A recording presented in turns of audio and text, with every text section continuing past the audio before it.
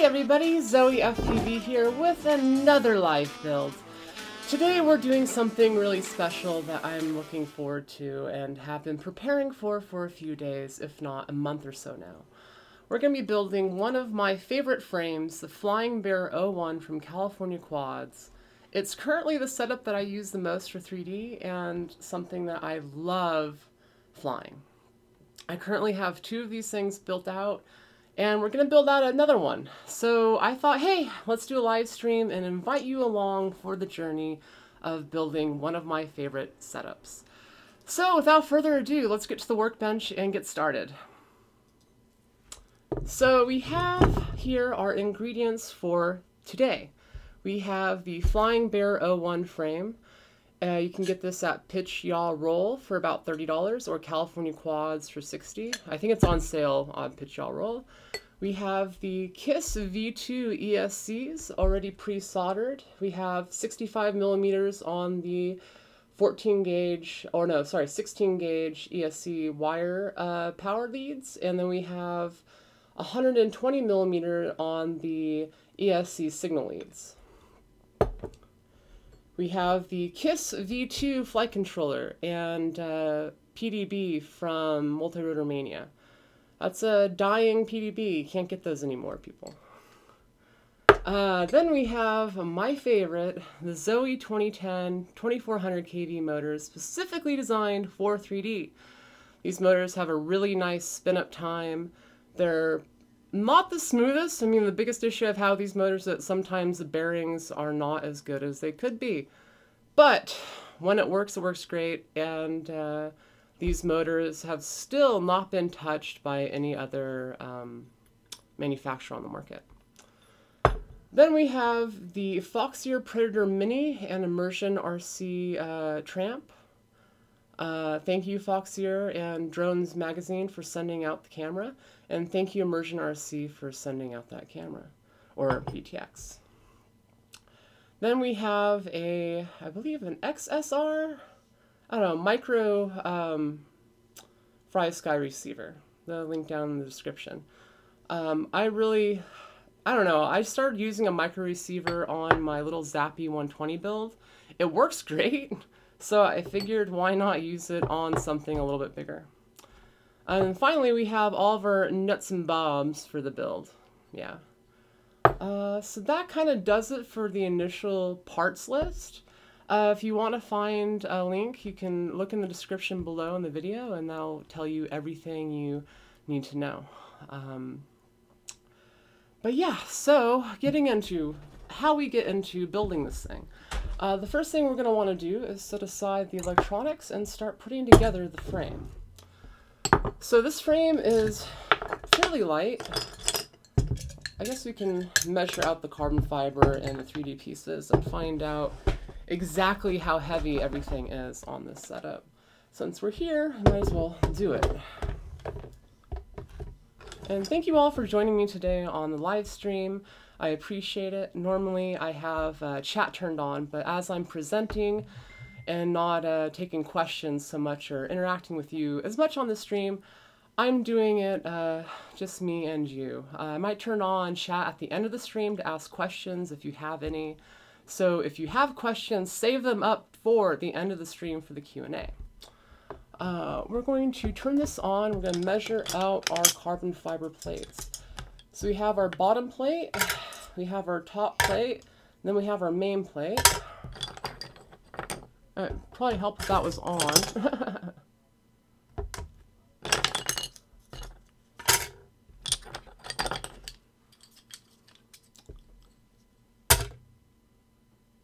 So we've got 74 grams of carbon fiber. Not the lightest frame, but we are dealing with 5 millimeter arms that are pretty thick.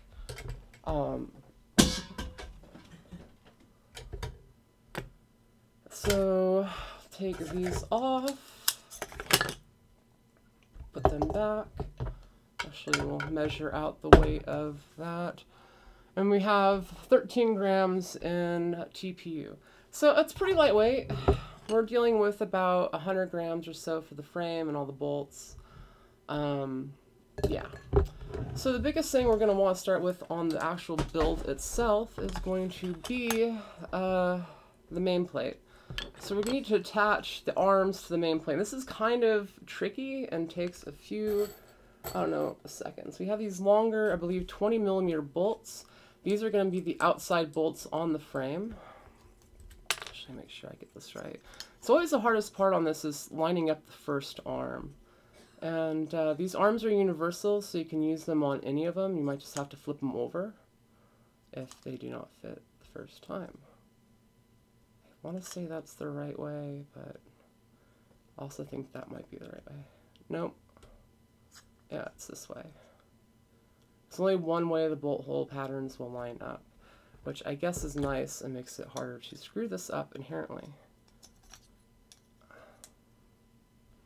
The biggest thing is that I'm an idiot. Now, this frame has some countersunk bits here, so you don't have to hold anything in place when you're putting together the frame. This is really, really nice when you're actually, I don't know, working with it. So you just screw right into the frame. There's no extra bolts that you have to hold on to. It's all right there. So these outer bolts are going to be attached to the flight controller, so they're a bit longer and they're going to go way through the frame here. So let me grab out my driver. Generally, I only like using the top bit. I'm going to screw that in place. And generally, the first one is the hardest on these setups. So it's going to take just a few seconds, and I think I may have screwed that one up royally. But since it's in place, I'm going to use it to hold it while I get the next arm in. And I'm hoping I didn't screw it up. But if I did, oh well, we will undo it. It's not a big deal. And that's the thing on this. There's like, it doesn't seem like there's an obvious right or wrong way when you first put these arms in. But once you start getting them in, it will shore up and you will notice the patterns. So the holes are looking good. I mean, it looks right. Okay, moving on.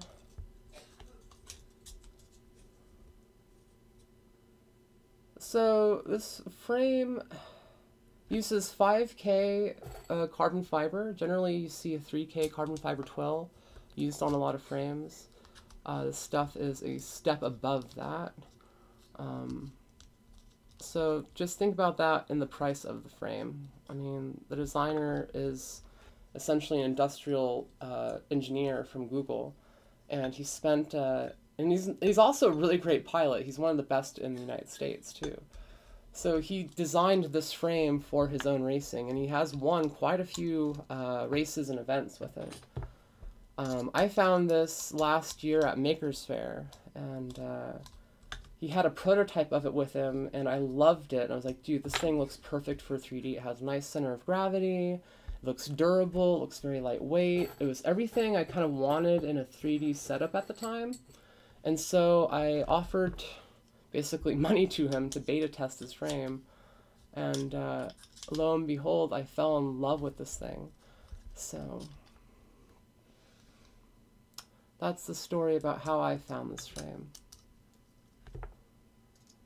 Cool, we almost have the arms in. This is going fairly smoothly right now.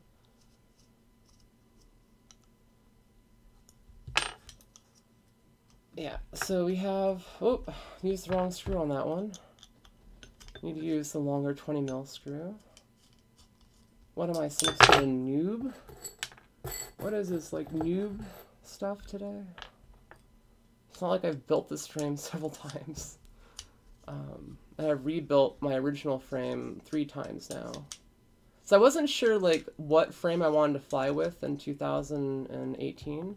So I spent a lot of time testing out different hardware, and I absolutely fell in love with how this thing flew. Yeah, I couldn't find another frame that I liked better than it, so I figured I would just stick with this one for 3D. That being said, I am in the process of designing my own frame that is quite different than this, and is designed specifically for 3D. So in the middle here, we need to secure down the arms. So now we have our outer our bolts in for the flight controller. We can put the inner bolts in that will secure the arms in place. And again, this is really why I like this frame, having these essentially countersunk lock nuts really make it easy to build out this frame and make it happen. So Kenlu, if you're watching, like, seriously, dude, I love this thing. Thank you for all the work that you've done.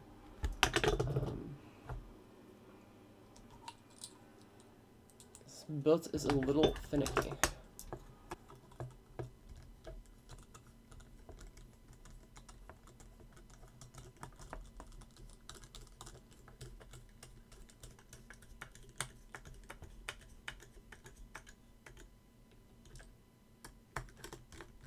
So what's really neat is that these arms are friction fit against each other. So, and it's a very tight tolerance on this frame. When you get like two of these holes in, you are essentially locked in and you don't have to worry about it. Although I think I used the wrong length of screw on that one. Yeah. These ones I believe are 10mm long. So if you're following along, make sure you're using the 10mm screws on this part. And the biggest thing is that the screws come right up to the bottom of this, and then you're probably going to need to put another spacer on here to move the PDB up off of these. On my other frame, these were actually countersunk a little bit better. The screw didn't come up as high, but I'll show you how I have it set up on my other setup so you can not short out your equipment. Okay. Let's see. So there's a very specific process to building the Flying BeeRotor 1. A lot of frames like the Reverb or the Mr. Steel Alien, or the BQE, like they have a lot of space comparatively to work on it, and it's not as tight to get everything together. That's both a hindrance and a benefit. The benefit is, it's, cleaner setup. The hindrance is that it's hard to work on. But this is like an intermediate build, I say. It's not easy, but it's not difficult. Like if you're just starting out for the first time and you're thinking about this as your first build, please, consider all the things that go into building one of these. And you'll understand what I'm getting into in a few minutes when we start soldering up the PDB. You have to be very exact with the wiring dimensions. If you're not, yeah. If you're not exact, it'll be a problem.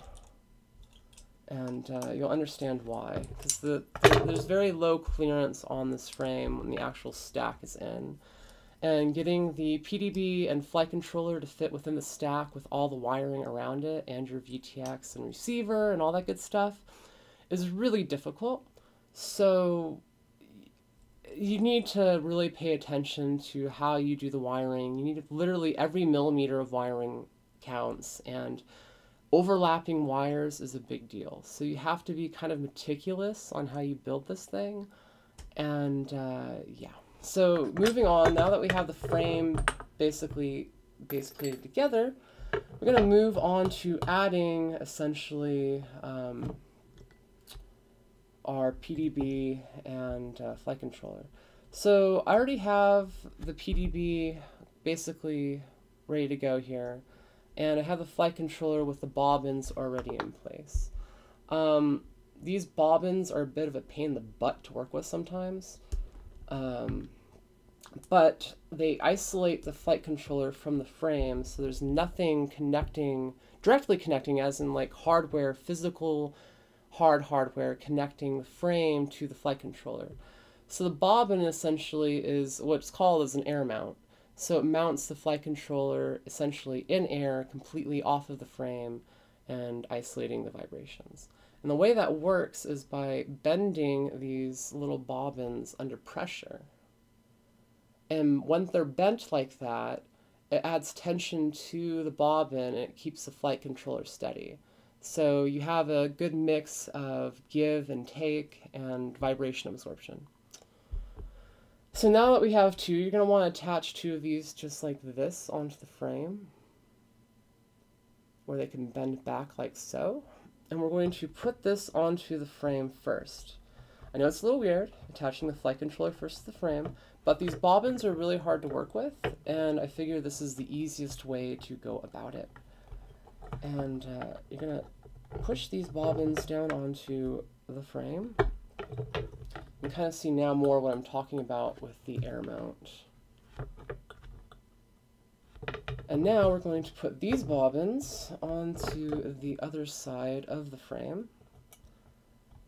And these will work as spacers, essentially. So the bobbins go in first to separate the PDB from the flight controller, giving us a gap from these metal pieces.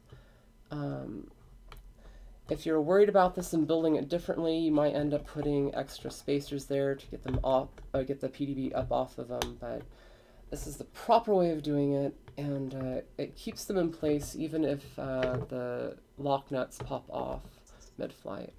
And then we're going to put the PDB down here. We have the XT60 already wired on and everything tinned up. So this is kind of a neat way of doing it. It's kind of like a car hood. Everything is going to be underneath this hood, and we're going to be putting all the wiring right here. So this gives us our kind of like workspace to work from. It's going to be probably a tight fit to get your PDB on, as it is with mine. Okay, well, it's not on yet. I know what I can do. I can loosen this up. Zoom out a little bit. I'm going to loosen that up a bit. I'm going to try to precision fit these onto the PDB. You understand what I'm saying here in a second.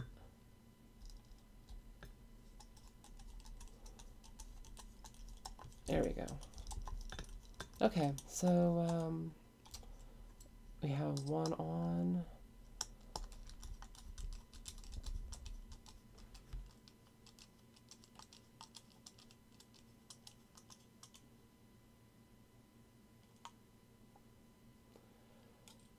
And that fits in well even without having nylon lock nuts to help keep it in place.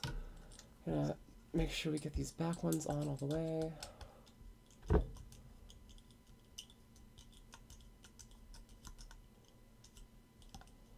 And with like building these machines, it's better to take your time and to do it right, quote unquote. And on this build especially, it will make life easier as you move on with the build. Okay.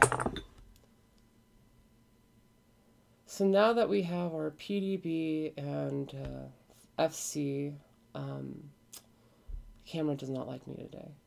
See, I thought it was all the stuff on the background that made the camera just not want to focus, but no, it's not.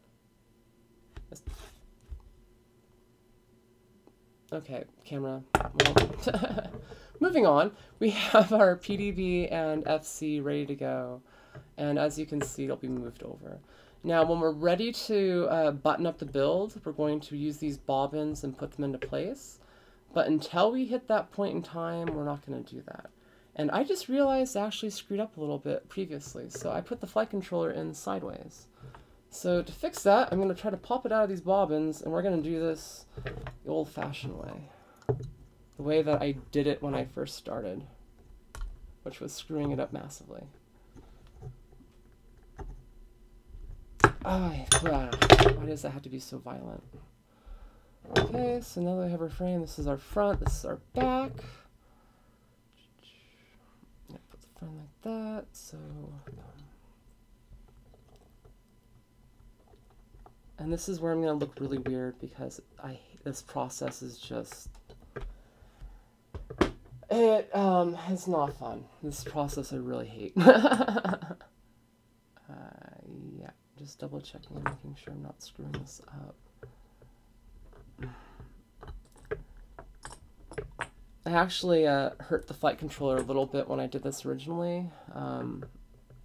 I tried using a pair of pliers to help wiggle it in, and I actually scuffed a bit of the flight controller and screwed up one of the lights on it. So if you're doing this, be careful. Why does this have to be so difficult? Ken Lou, why does this have to be so hard? Let me see if I can find something to trim down the bobbin to make it easier to get into the FC. Oh, scissors. That'll work. I don't like doing this, but I'm going to do it. Because I know how much violence was required before to make this work.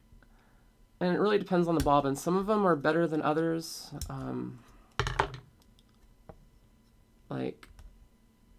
Yeah. Actually, I know what I can do. I can use my soldering iron to help shape it. Yeah, well, that's way better. Okay. And it's just literally, it gets hung up on these little scraggles from the 3D printer. And I think it's the scraggles that make it hard for it to fit through. Careful now, I've got my finger very, very close to something very, very hot.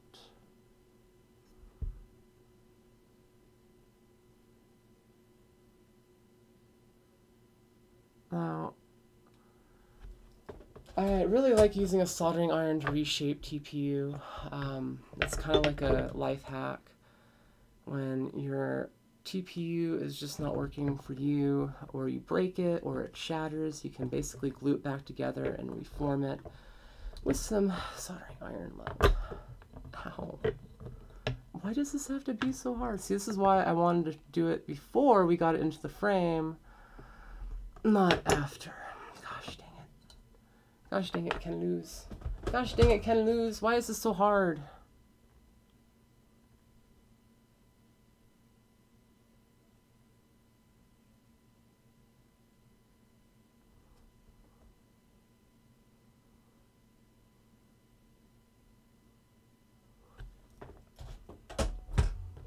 I just want one of them to fit. I mean, this is like this is probably the most awkward part of this whole build. So you're watching me fumble through what I think is the most difficult thing on this whole setup. And it's not dry enough for me to use yet. Gosh dang it. Why does this have to be so hard? Don't let this like turn you off if you're looking to build this. Just take your time when you're doing it. And why is my stream doing this? My stream health just died. What the heck? What the frickin' heck, yo? So if you're watching, my stream health is just going bananas right now. Thankfully, I have literally the message of, or the text number of my ISP, and I can text them up and say, send out a technician, because right now I'm not getting what I should be out, and the stream is literally dying. So I'm sorry if you're watching right now. I'm hoping it's going to clear up. If it doesn't clear up, I'm going to continue on with the stream and then repost this whole thing later. But yeah, so moving on, let's try to get this on there.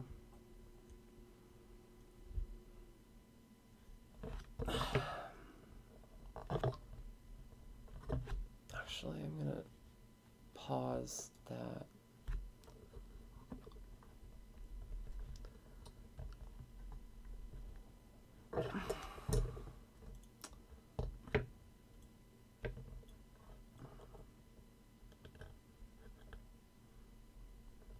Again, this is what I really don't recommend, is using a pair of pliers to help get it in there.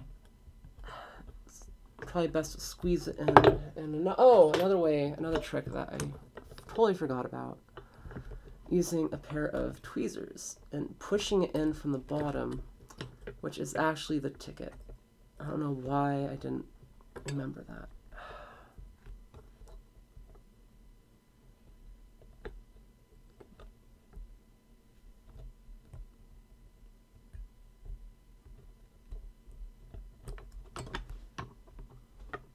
Okay, that is now more or less on.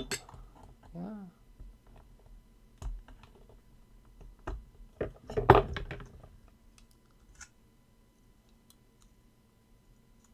Yeah, I guess that is more or less on. Oh, no, it has more to go. Again, why I just like these bobbins. There we go. There you go, you little bugger. Why do you have to be so hard? There we go. So again, you're really going to want to take the time to make sure you get these in all the way. I know it's a bit of a bugger, but again, once you're past this part on the build, the rest of it will go fairly quickly.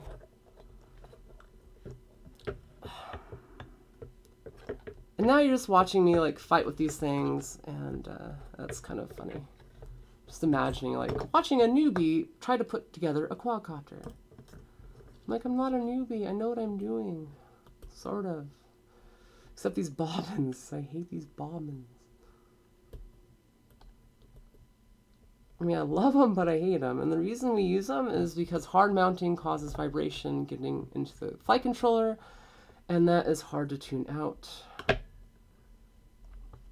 Air mounting reduces the vibrations, and we like good vibrations, yeah. Hey, hallelujah, that one wasn't so hard, and the stream health is returning to semi-normal. Thank you for staying with me if you're still with me. Hopefully the stream is still playing. If not, not much I can do about that. But now that we've gotten past that seemingly difficult part, just another note, the flight controller is pre-soldered and we do have the wiring attached to it. So for this, yeah, I'm trying to think. The next step, actually, yeah, the next step is probably going to be to add the motors and then add the ESCs. Yeah. So we're going to go a little backwards here. It's a little easier to work on the frame with the motors not attached to it. But now that we're going to be mounting the ESCs and we have precision cut the motor wires to 35 millimeters, we can attach this to the frame and get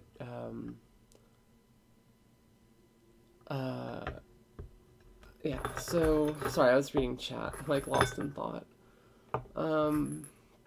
We're going to add these basically vibration dampening pads that come with it.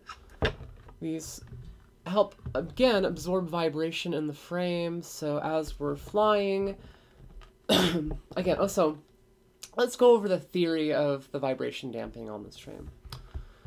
So we have the motors, which are essentially the biggest vibration-inducing part on the machine, pending the prop. All of your vibration is essentially coming from this part on the machine. So the best bet is to try to reduce the vibration before it gets into the frame at the source. And so that's what these TP printed motor pads do. They essentially keep it nice and padded. So you put that in between the frame and the motor and it helps absorb the vibration going into the frame. So each motor has one of these, and then on top of that you have the vibration dampening happening on the flight controller. So you have it dampened on the flight controller and on the motor. So you're eliminating a lot of the vibration that's getting into the frame, which is a big deal because the more vibration that you reduce from getting into the flight controller, the easier it is to tune and the better the machine is going to fly. It's extra weight. This literally weighs like a gram. It's so light. Like, this is one of the lightest parts on the build. Like, a motor screw weighs more than this. So if you don't have enough weight to put one of these on your machine, then meh, whatever. It's worth the weight. Ha. So we're going to line all this up and start getting it on. Again, with building these frames, the first screw is always going to be the most difficult, but it's not too hard to do.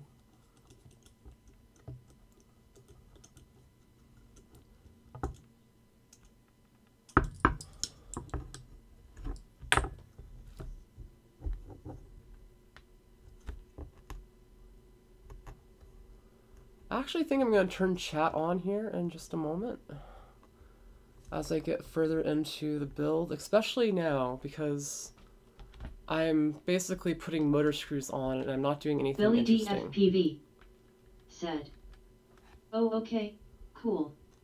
Must be why I don't hear the Alexa voice in the background." People are trying to figure out, like, why can't we use voice chat? Why is Zoe not making funny noises? And that's why. So as I do this boringness, we're going to have fun with chat. Hey, everybody. Said, "I needs MO volumes. LOL." So once voice chat, or once the chat room figures out I have voice enabled, it should be pretty funny in here. Said, "Ha ha ha at Billet FPV, you set it off, face with tears of joy, face with tears of joy."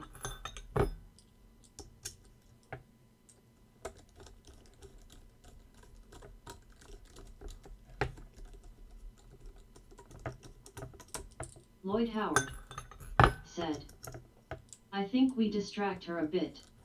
Well, maybe. Well, it's not that you guys distract me, it's just that there's certain things I'm trying to explain as I'm explaining it, and I'm getting to a point in the build where it's more monotonous than it is actually me saying anything important. So I figure now is a good time to take some questions from the chat room. If you guys have anything you want to know about the frame, now is a good time to ask.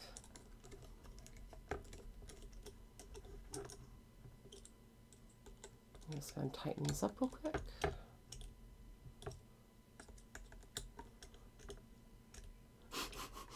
Frosty FPV said, "You can dance if you want to.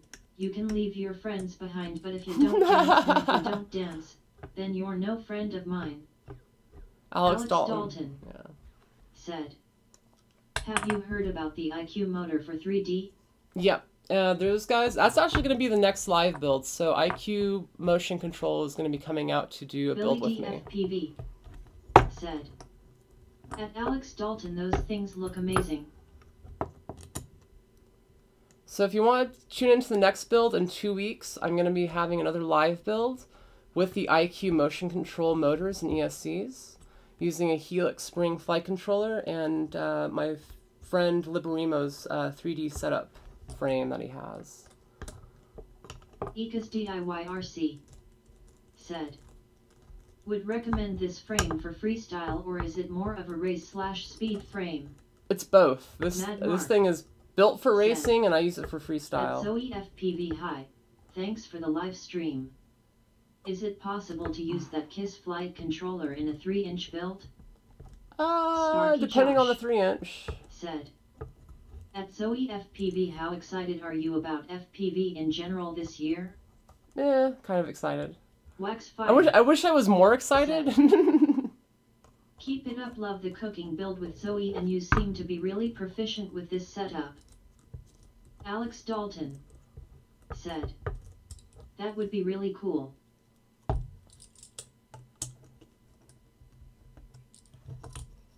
Motor, why do you do this to me?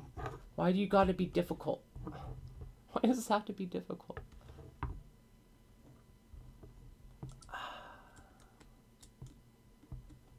Yeah, so I should have new, basically videos lined up every 3 days.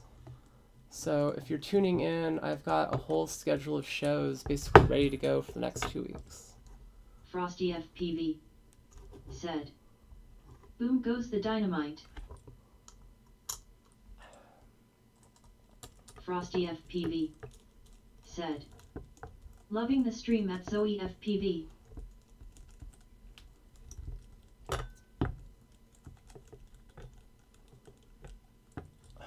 Okay, why do you have to be difficult? That should be a meme. Why do you have to be difficult?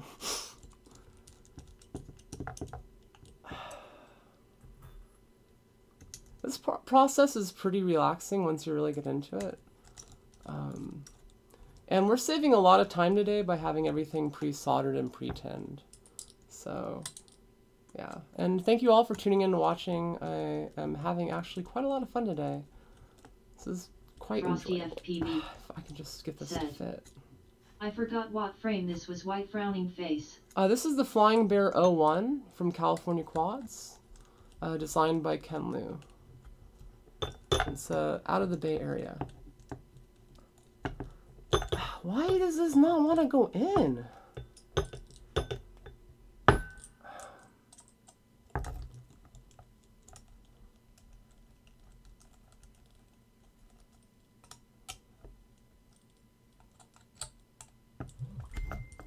This is like maddening. Said. Zoe. He need heavy black heart. Frosty FPV.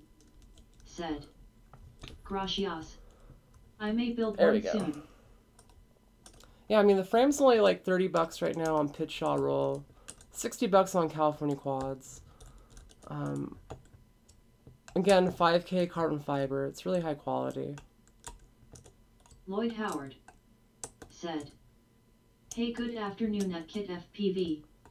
So with these motors, I'm just adjusting the tension because as you screw on the motor screws with the TPU insert for soft mounting, it tends to loosen up the screws as you go. So as you get one tighter, it makes the other ones feel looser. So you kind of have to go and equalize the tension on all the screws. Kit FPV said, "It was supposed to be high, Zoe." Alex Dalton said, "I've heard talk of a frame that weighs 30 grams and is durable as fuck." Alex Dalton I'd said, probably have to be out of a new material. "Kits up, bro." Jay Renwick said, "My last set of soft mounts varied in thickness, causing screw problems." Well, that's the biggest thing, is that you have to use, at least for me, I had to use different screw lengths than what was included with my screws to, or my motors to get this to work. So it was a bit of a pain in the butt. I mean, I had to find and track down screws for it. Said, "Good morning, my friend," smiling face with open mouth. Morning, Player 3. Billy DFPV said, "Hi at Kit FPV. Dorky white man wave." I love the robot chat. Square FPV said, "When is the V2 of the frame coming out?" I'm not sure. I don't know, actually. I haven't been really privy to the development of the frame. I just know that what Ken wants out of a frame and what I want out of a frame are kind of different. And I'm hoping that my design, it's not based off of this, but it's based off of what I've learned from flying this. And it's actually completely different in almost every aspect. But mine's made for throwing on a GoPro, and this is made for more racing. What do peoples? Kit FPV. Hey, Aerial Escape, what's going on? "Those motors are sexy." And hi, everybody. If only I could get KDE to remake these motors in America. Aerial Escape said, "Kit into house." Kit FPV said, "At Aerial Escape sup." Frosty FPV said, "Hola signore at Kit." Deerfoot FPV said, "Hey at Kit FPV, what's up, Eddie?"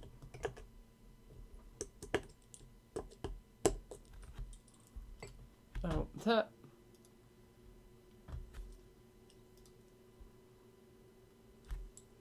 See, maybe the stream will work better now. So thank you all for joining me today. I'm having a lot of fun right now getting this built out. almost have all the motors on. Again, it's a little tedious to get all these screws FPV to the right tension, but it's worth it. OMG guys, I'm not trying to take over Zoe's TDS LMAO. Space Cowboy FPV said. Yo yo. Good morning, Zoe. Good morning. Space Cowboy FPV. Thanks for joining me today. Hopefully you're enjoying the stream. Kid Man. Shanto Sheiji said. Hey.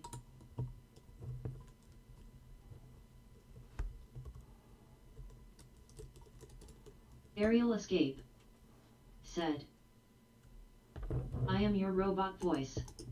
I am here to consume you. Do not resist. Do not attempt to escape. I own your soul. It didn't take long for people to start taking advantage of that one. Come at me, bros. Give me all the dank memes. You've got about 5 minutes before I turn it off and give you more information. Oh shit. This is an unauthorized build. Aerial Escape said. FAA?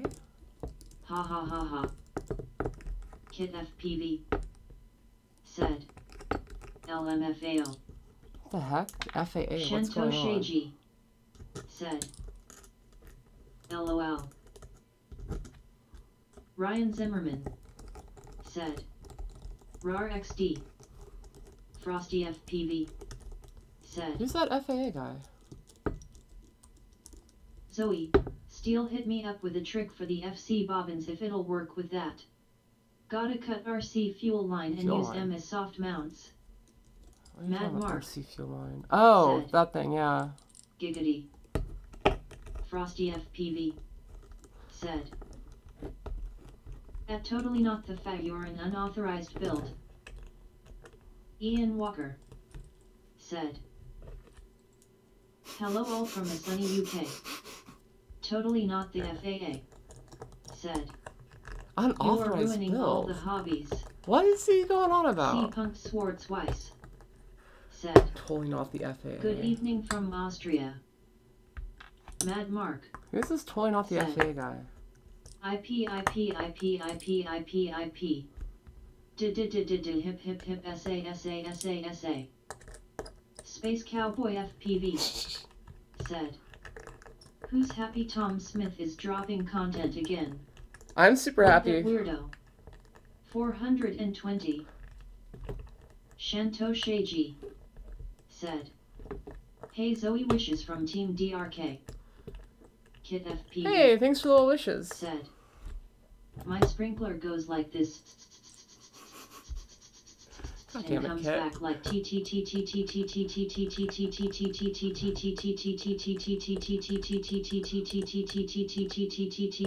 your face. Square FPV said. Defy the FAA. Ryan Zimmerman. F all authority. What's your opinion on the Baby Hawk R? Baby Hawk R is awesome. FPV I think it's a said. great ready to fly setup. Totally not the FAA. And my scream froze. Said. Haha, this Robo voice is killing it. Totally not the FAA. Said. Ruining all the hobbies. Billy D. FPV said. When life gives you lemons, don't make lemonade. Invent combustible lemons. Cave Johnson. J. Renwick said. Moderate him. Aerial Escape said. Ha ha ha ha ha Kit. What the Frosty F just FPV happened? said. Ha ha ha Kit face with tears of joy, face with Why tears can't of joy. the... Benai said. Tom Smith for president. Totally not the FAA said. Love is a highway, I want to dive it all night long. Kit FPV said. What LOL, is going okay, on? Why was the camera's not working? Deerfoot FPV. What the frack just happened? Said. I seen IT totally. Mad Mark said. Wow. What the frack? LOL. I was trying to trip it up too, but it didn't work. Deerfoot FPV said. We know you want to dive it all night long. Totally not the FAA. Said. What in the Life frick? is a highway, I want to dive it all night long. Ryan Zimmerman. Said. I am Robocop. Totally not the FAA. Said. THRFAA happened. Space Cowboy FPV. Said. What did the lesbian vampire say to the other lesbian vampire? See you next month. Okay, Alex we've got Dalton something back. Said. Always go down on the maidens. Square FPV. Said. Oh, it's weird. I think It the sounds FAA like might it be can trying to take down the disconnect it stream, from the guys. computer. Like, Kid this is FPV. weird. Said. FAA just hacked the camera. Yeah, guys, I Shanto really think the Sheiji FAA might have just hacked the camera. said. That was weird. Why you turn off that it's fun? Totally not the FAA. Said. We are looking through your hard drive. Aerial escape. Said. Once you go black. Frosty FPV. I guess we have that back and going. Thank you said. guys for staying with me through Totally that. not the FAA is a hack. This is the second stream he's been on that randomly fucks up. Sparky Josh. I don't know. I mean, said. guys, just saying, that's kind of Yeah. weird. Jay Renwick. It's pretty weird. Said. The FAA did it. Yeah, I Totally honestly not the think it might be FAA. something to do with the FAA. I'm said. kind of like wigged out. Trying I just did. Andreas van der Linden. Said. Okay, now that we have the motors on the machine and we're ready to essentially get the ESCs mounted up and start soldering away at everything, now is the time to move on with ESC mounting. Now, I already have these ESCs pre-tinned and a bit of heat shrink on them ready to go, which makes it a bit easier for me to build with. Yeah. I'm thinking either soldering the motors and then attaching the ESCs. Yeah, I think that's what I'm going to do. I'm going to solder up the motors first and then attach the ESCs to the arms. Turning back on chat so we can have some more fun while I get that going and I wait for my soldering iron to heat up. And Frosty FPV. Said. I hope you like the cops. Totally not FAA. Found your IP address and location. They're on their way. The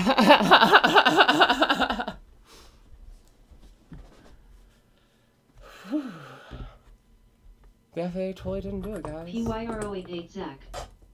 Said. Careful, don't burn yourself. Kid FPV. Said. Fat ESC on a skinny arm. Yep. It's a fat ESC on a skinny arm, just like mine. My body's fat with skinny arms. Space Cowboy FPV. Let's see, this is our back. Fat guy in a little coat. It's a side, and this one's straight. Square FPV. Said. I'm deleting them from the live chat now.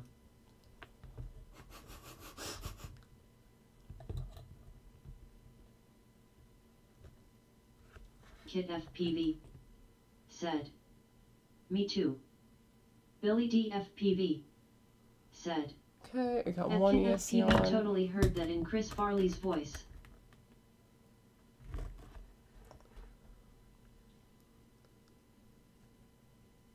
Now this process goes really quickly once you have everything pre-tinned and ready to solder.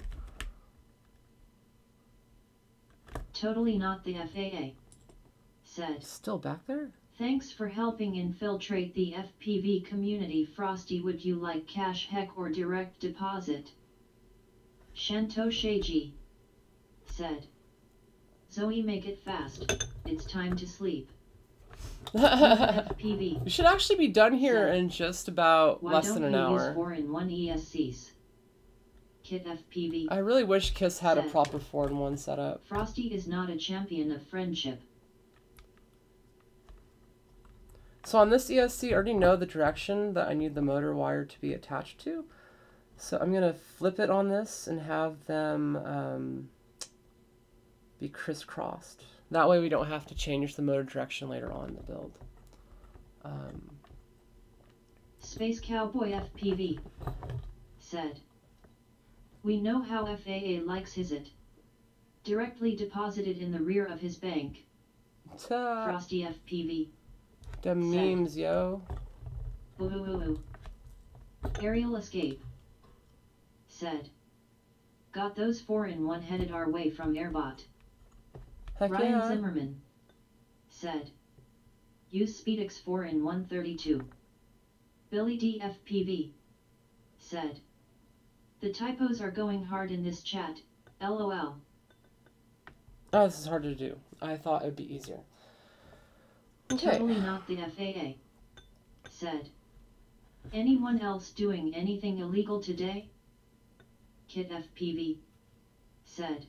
Not in the sky. Frosty FPV LOLOL winking face he he he. Frosty FPV.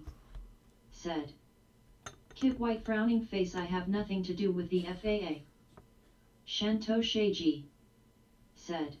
Yeah, no, the totally not FAA guy is actually Bruce Simpson PYR088 Zach. from RC Model Reviews. Are you zip tie ESC or double-sided sticky tape? Yeah, so for the ESCs, we're going to be using what's called rescue tape, and I'll show you that here in just a minute. Billy D FPV. Said. At totally not the FAA, I was planning on flying up to 1,500 feet and disarming just to see what happens. Not a bad idea. Totally not the FAA. Said. Mate. Kit FPV. Said. M8.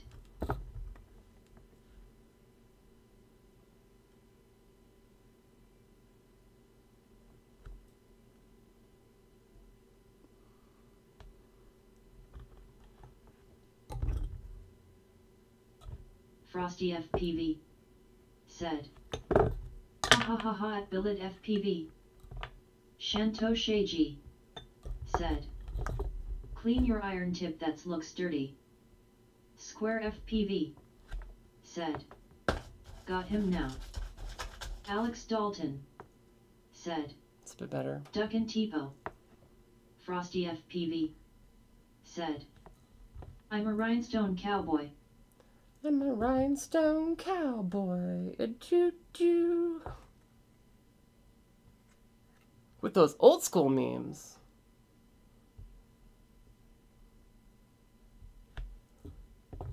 I feel like a surgeon. I'm using tweezers and shit. This makes it easier to do on this, I find. And kind of working from the back in and the out, or the out in. It's kind of a weird setup, but I swear it's easier to do this way, and you get more Aerial precise build. Said. Mama Max Headroom. Oh, I Night love Train Max FPV. Headroom. Said. LOL at Frosty FPV. Luca FPV. Said. Do you Think Kiss V2 is worth the higher price? We'll Kid find FPV. out. This is my first Kiss Said. V2 build. My eye keeps catching this funky Futurama-looking thumbnail that says Google and Amazon are taking on the RC hobby. Shanto Sheiji. Said. Just use a double-side tape. Frosty FPV. Said. I don't think I've had this much fun since Nom. And I wasn't even alive then.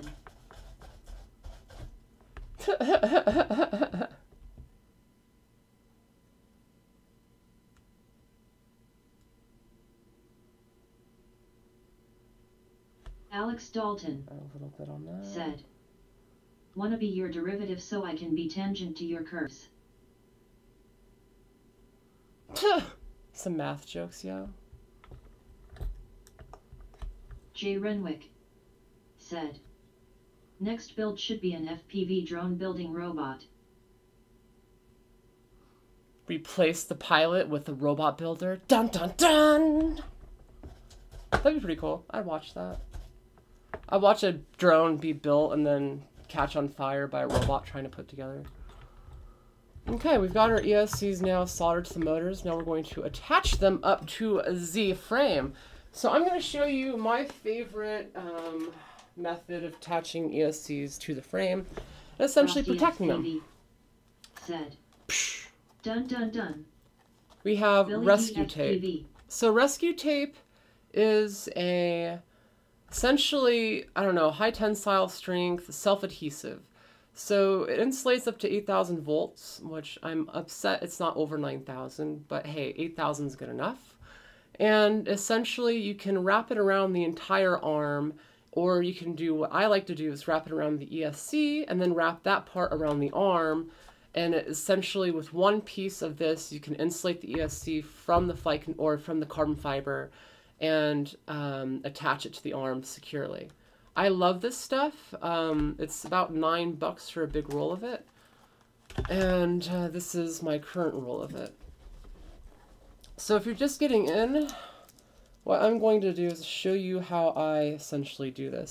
Now I have heat shrink on the ESCs already, but this method works without having heat shrink on them. And it's nice because it's a very clean setup and it looks like your ESC is literally just floating in place. I'm just going to cut 4 pieces of this.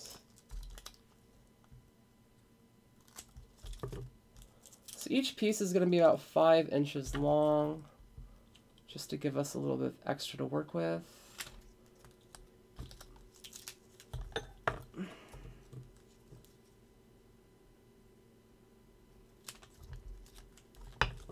And this is really my secret sauce right now. This is kind of why I turned chat off, because a lot of people ask, what do I use to hold the ESCs to my frames?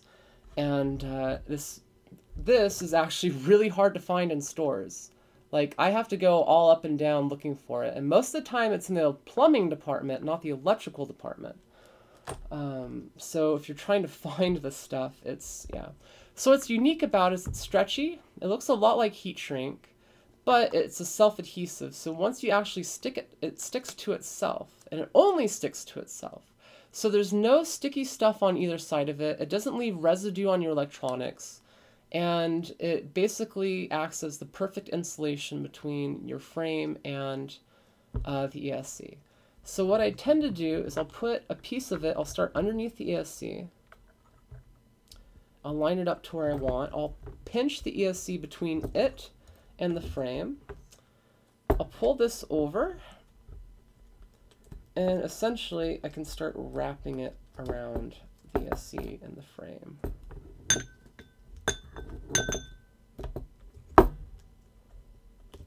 It's probably not the cleanest one I've ever done, but there you go. And so the ESC itself is really secured onto the frame, and we have a layer of insulation between the ESC and the frame. So in one fell swoop, one single piece of essentially self-adhesive tape acts as the insulator between the frame and the adhesion of the ESC to the frame. And again, it's really on there, and it still allows it to wiggle around. So in crashes and stuff, the ESC will take so much of the brunt of the crash. And if you do it right, you can leave the motor pads available so you can easily hot swap motors when you do inevitably break them. So that's what I love to do. I'm going to turn chat back on, and we're going to get the other ESCs mounted in place. Kit FPV said, "Word, that shit looks dope."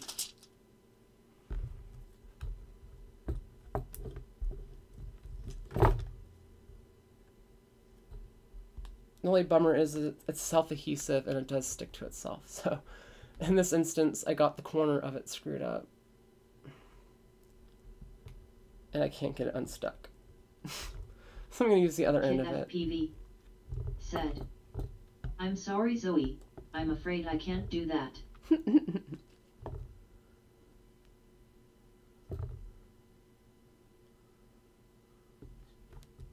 Okay.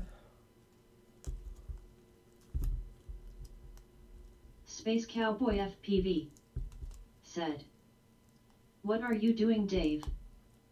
Frosty FPV said, Oh no, the computer's gone "I'm not intelligent. going to say it was aliens, But it was but aliens. it was aliens." Someone's much nicer. Billy D FPV said, "Way better than my normal heat shrink method, especially when I always forget to put the heat shrink on before I solder everything up." Yep, and this method really allows you to be lazy in doing that.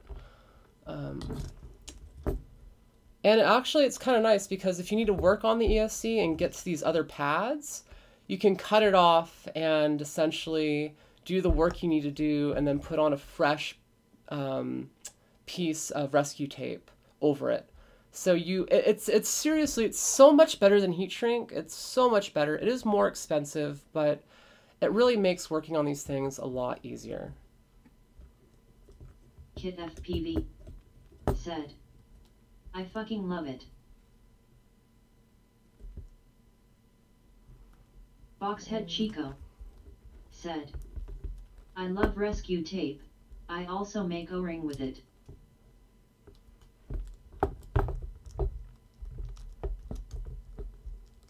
Oh, I just screwed this one up. Nah. Again, why I like this stuff. It's non-sticky. Compared to other tape, it really doesn't stick to itself as much. So when you're working with it, it's a little bit easier. Said, who can take the most dabs and still fly a toy hoop? Oh, I Kit can. FPV 100% me. said, I will never use regular heat shrink to mount Escas again. Escas. There we go. One more done. Boxhead Chico said, I have 2-inch wide too. Totally not the FAA. Said, WTF.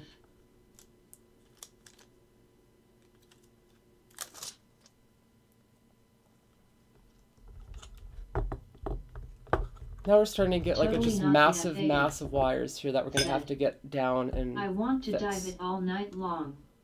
All night long, all night, all night, all night long.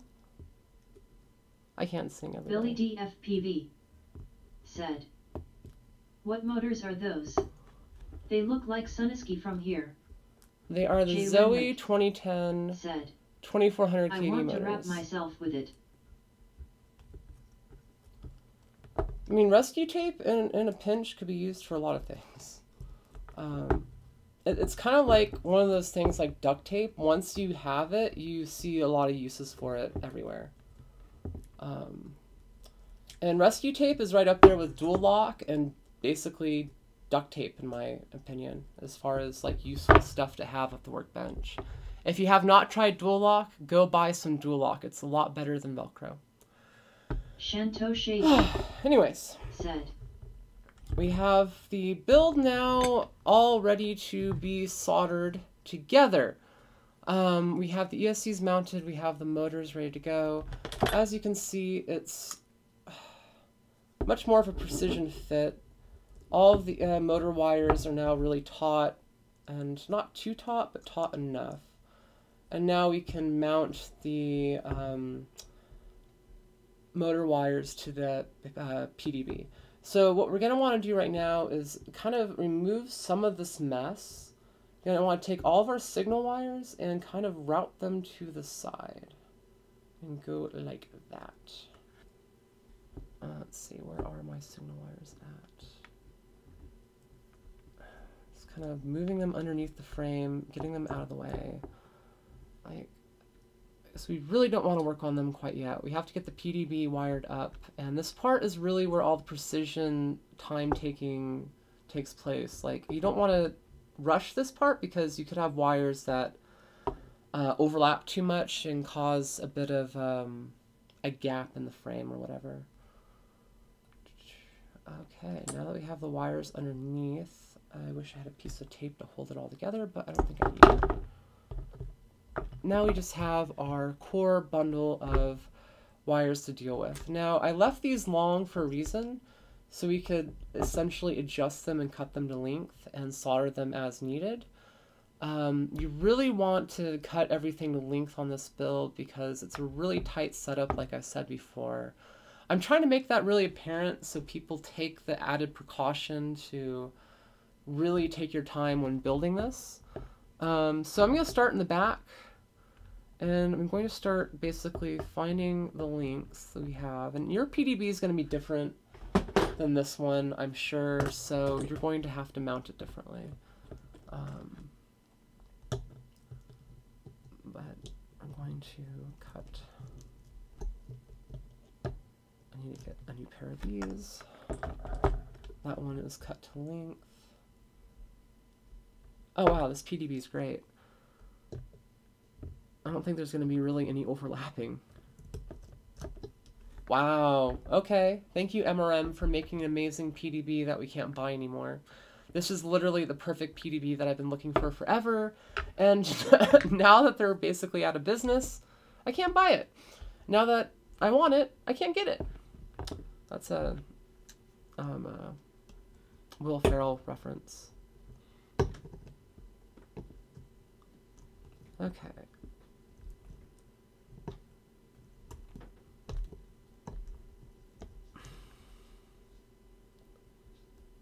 Actually turn chat back on while I do this boring part. You may have to do it twice to get O-ring size right. Resist tape did not work too good on lawn hose. Lloyd Howard said, dual lock by 3M? Dual lock by 3M, yep. Said, yep. Kit FPV said, somebody get Zoe a CHP 170. Shanto Sheiji CHP 170? Meh. OMG, how big is that wire cutter? Boxhead Chico. Bigger's better. Can't see the PDB. So, let's see, back here. I'll show you what I cut. Frosty FPV said, the stuff I have has tiny loops, not big ones at Lloyd Howard. Why does this camera just not want to focus? What the heck? I seriously might upgrade this camera to something else just so it doesn't bother me so much. So this is our PDB. You see we've got the wires cut. They actually don't overlap using this PDB, which is really nice and should make for a much cleaner setup. It definitely makes for a much easier process in doing this. I know on some PDBs I have to actually cross the wires and all this other hassle, but thankfully on this one I don't have to do that. So we're just gonna again cut all these ones to length because they're not going to be the same length. Cool. Trying to do this to a point where I can run all the wires very, very, very cleanly. Kit FPV said, number DSLR for the win. Wax Fire said, to near to the lens. Yeah, but does your DSLR track your face or have all this other stuff, or can you put it on a thing and do this easily? Okay, thanks Frosty and Kit. Jay Renwick said, don't cross the streams. Shanto Sheiji. Pretty much, don't cross the streams is the motto for this. This is the MRM PDB. You can't get any more. What's up, everybody? Richard Head said, SC local represent. Hey, what's up? How are you enjoying our skies with all the parks closed down? Hey, what up at Vampire 4997? What's good, man? Kit FPV said, nope, it does not at all, lol. Sweet, now that we have the wires cut to length, we can start essentially cutting off the tips of them, tuning them up, and attaching them to the PDB itself. Again, this process takes a few minutes, so I'm kind of getting to the zen of things and letting chat take me for a ride. If you have any questions, now is the time to ask them, and I will try to answer them as quickly as possible. Richard Head said, I need props so I'm grounded. I remember when I had that issue. Frosty FPV said, what do you get if you cross a donkey and a cow? A don cow. Okay, that was lame. Georgie's girl FPV said, come on guys, you can do better. My freaks, hello a guy. Hey Georgie girl. Tornado girl, or whoever you are. Thank you all for joining me today on the stream. Hopefully you're having fun and learning something. Thankfully it is streaming. Georgie's girl and FPV yeah. said, Hey. Vampir4997 said. Akauki. Frosty FPV said. Hey at Georgie's Girl FPV. Aerial Escape said.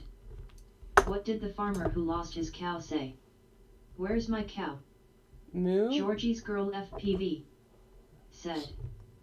Was on earlier but lost connection. Yeah, depending on what happens, I might actually end up Alex Dalton said. Robogenesis cutting things up. Totally So if the stream is unwatchable, said. after I air Santa it, Cruz weather is I'll nice. re-upload it and I'll edit it down so things are a little Mad bit better. Mark said. I'm loving it. This is so helpful. Thank you, Zoe. Totally not the FAA said. No flying allowed. Georgie's Girl FPV said. Where do bees go to the bathroom? At the BP station. At the BP station, Jesus Christ. That's so bad. Jay Renwick said. I'm going to the park to fly. Right on, enjoy. It is a beautiful day out.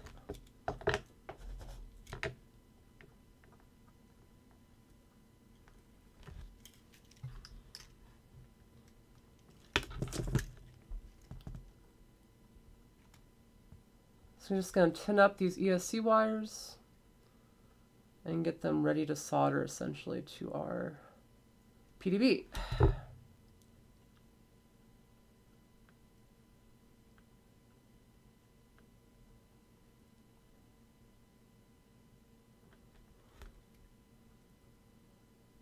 Georgie's Girl FPV said.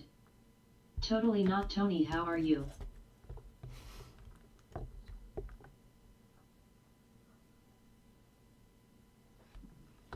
So I'm pretty sure the FAA guy is actually Bruce Simpson from RC Model Reviews. Like, he's just had enough of the community and yeah. Said. Oh, I hate that smokes. I love the smoke of ESC solder. Okay, so now that we have everything pre-tinned, we're going to attach it to our PDB. Frosty FPV said. Don't forget to smash that like button. Smash that like button. Pow pow pow. Or whatever.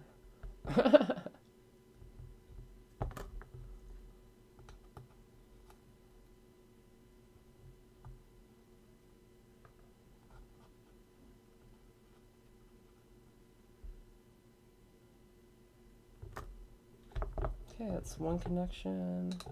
Get a little bit of solder. Jay Renwick said. Done. Billy D FPV Sweet. said. If it is Bruce, I love your stuff. Shanto Sheiji said. You really love that smell. Oddly, yeah. It reminds me Totally of not the doing FAA. cool stuff. Said. Is this build below 400 feet? Yes, it is. Bruce, yes, it is.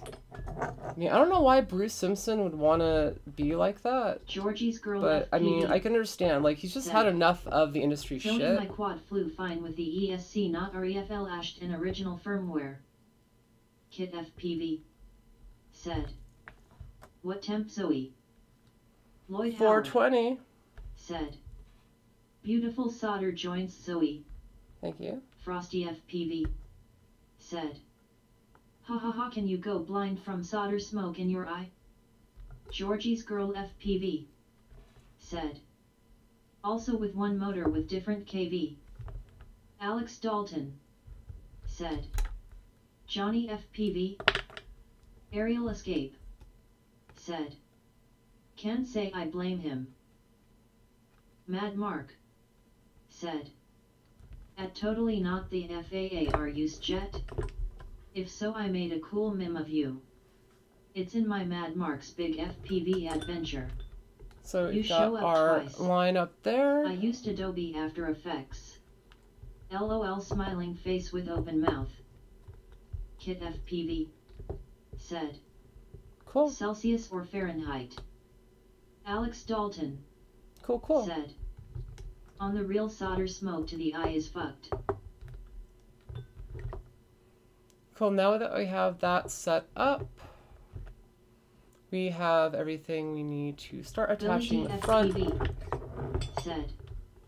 Alexa, turn off lights. And this is why I don't have Alexa, because everyone keeps doing that. I don't have Google Home. I don't have any of that spyware in my house.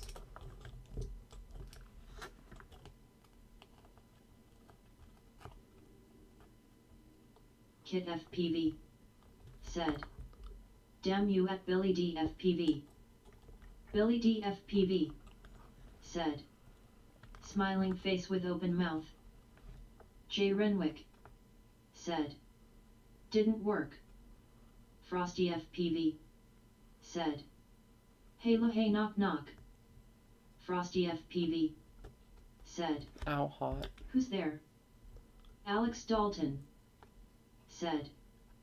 Fahrenheit not weird people degrees. Totally not the FAA said. Everyone called the FAA on me, so I went mad. Alex Dalton. That's the funny thing. Everyone did call the FAA on Bruce Simpson, but he doesn't live in the United States. Said. It just asked which lights do you want.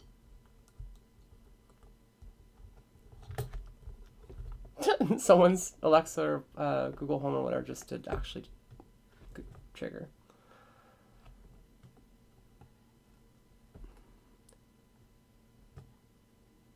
Okay, Google, play 80s smooth jazz. Said. Spyware these days is your microwave and light bulbs.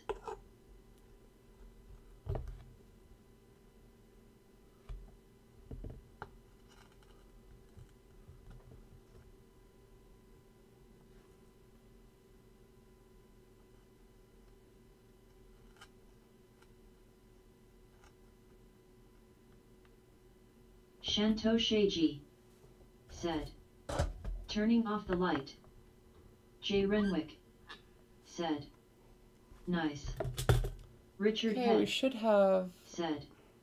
True. Is it seriously like the lighting in here that's causing the camera to have issues? Let's try it. Oh! Hey, look at that! Maybe the lighting in here was just off to the point where the camera's having problems actually working. Totally not the FAA. Well, said. It worked for half a second. So we infiltrated your computer via our Oculus. J Renwick said. Alexa. Cool. So now that we have that done. Kit FPV. So now that we have ESCs tinned up and soldered to the flight controller, you can see that there's a very little room here for error, and everything is direct soldered.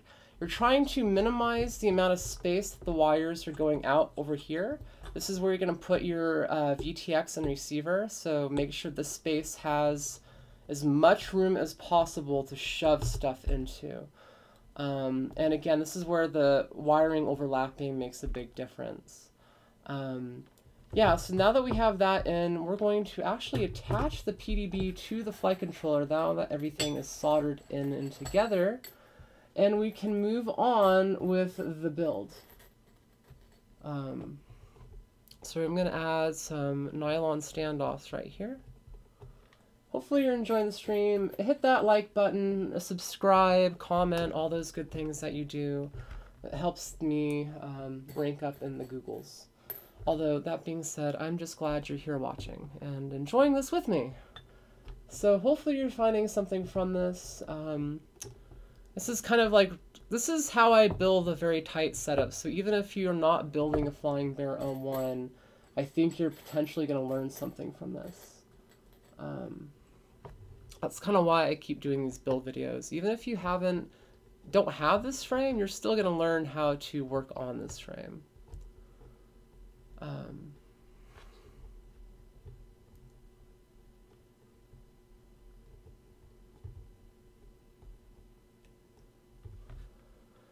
Okay, now that we have our PDB secured into place, we can do a couple things here.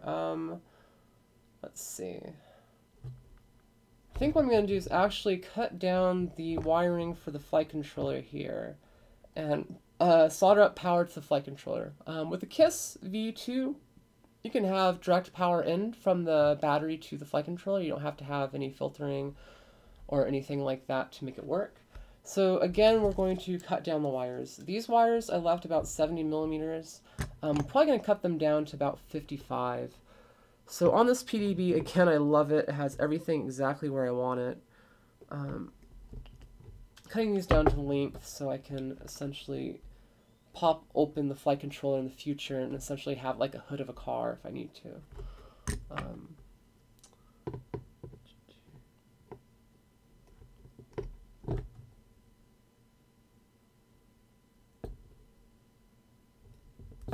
Okay. Strip those wires.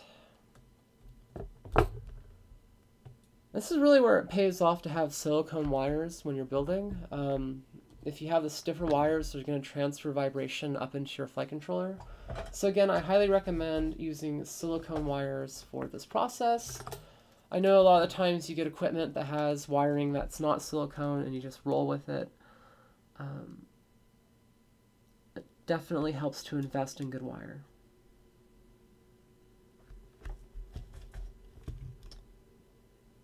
Okay, I'm just going to tap that to the board.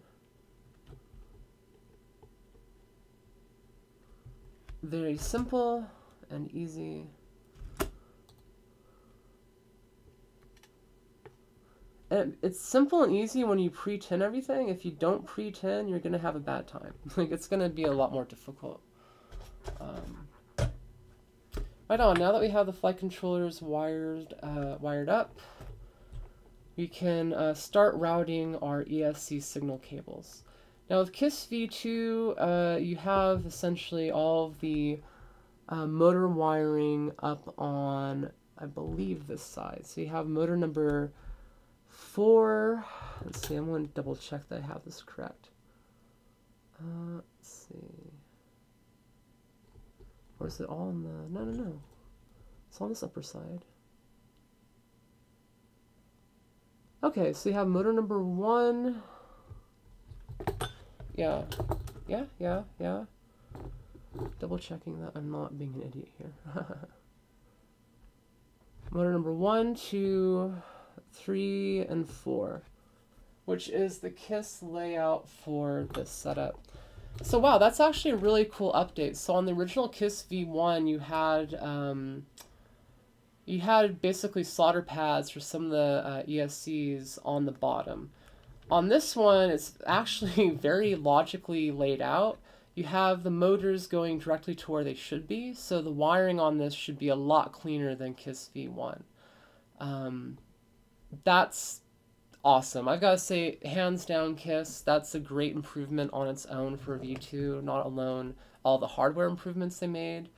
So I'm excited by that, because on V1 it was a bit complicated to flip the flight controller over and run all the wiring. It created a bit of a mess when you're doing it if you weren't using the included port and a PDB that supported it. So yeah, I gotta say, hands down, I love the improvement on the KISS V2 I'm building. It makes the setup way easier. Okay, now that we have that down, we're going to essentially start wiring up these ESCs. So I'm just going to double check that I have the motors right. I know I probably do.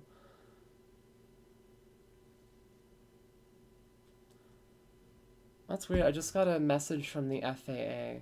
They're trying to like give me some papers or something. I don't know. It's weird. Anyways, moving on. We have yeah, double checking. I'm literally using my phone to do this. KISS V2.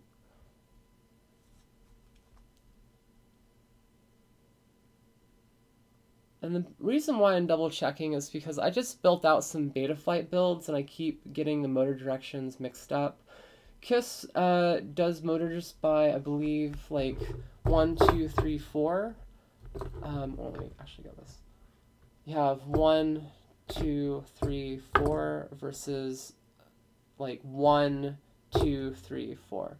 So the motor layout is different than what I'm like generally used to, and I still, for the life of me, have a hard time remembering the KISS motor direction. I don't know why.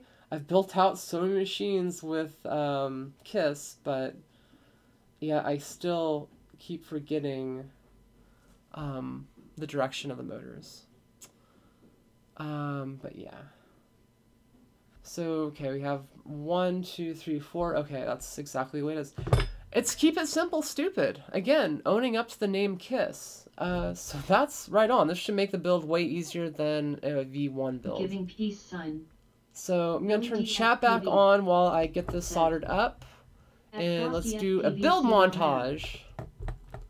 Lloyd Howard said, "Bye, be safe, bro, at Frosty FPV." Kit FPV said, "Peace at Frosty FPV." Okay. Kit FPV said, "You are hauling ass on this build, Zoe. Explain those funky blue things the FC is on, pretty please." Yeah, so these are the air mounts that I've been having a hard time getting into the FC. These basically absorb the vibration Jay Renwick from getting into the flight controller. Neat montage music. Bow bow chicka bow bow chicka ow ow bow bow. Montage music, yeah. Frosty FPV said, "She y'all tonight on the Dead Band show." Shanto Sheiji said, "Bye Zoe, mom calling, it's bedtime." Later, hopefully you've enjoyed something, and you can catch the full stream after it airs on my YouTube. Said, "That is a dope way to soft touch." Soft touching. I like soft touch. That sounded weirdly sexual. That was not supposed to be sexual at all. I lost 2 streamer or people like, ah, no, I can't take the soft touch comment. Ew. Hopefully you can see what I'm doing. Kit FPV said, "He he he he he he." So right now I am essentially poking in and trying to get this air mount up through the flight controller using a pair of very, very sharp tweezers. And slowly and surely it's happening. Said, "Any touch on my quads is a good touch."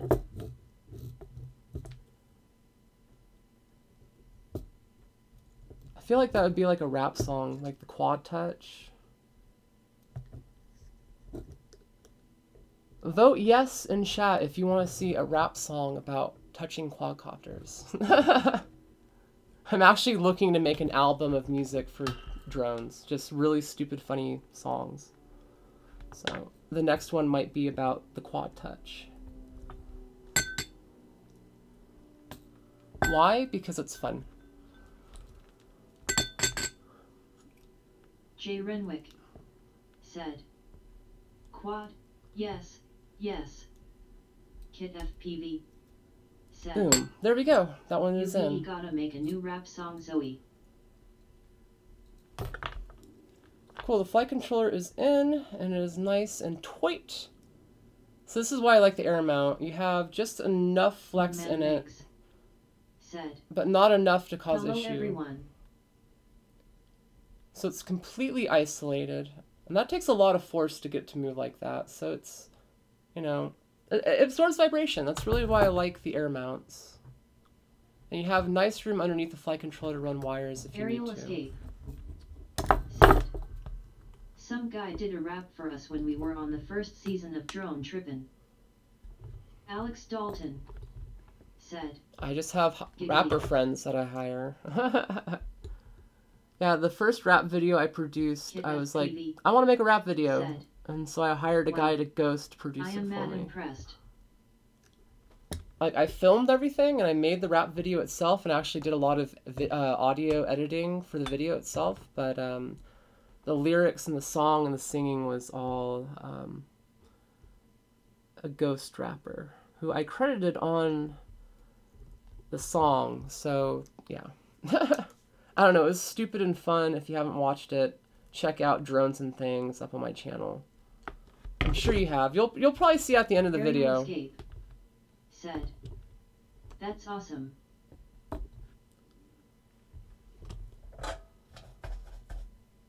Yeah, it doesn't cost much to, especially when you have somebody that likes working with you, to make good content. Okay, those are tinned and ready to go. Actually, I'm just going to cut all these down to size before I attach them. I don't know, I'm kind of getting ahead of myself. FB said, "It is so awesome."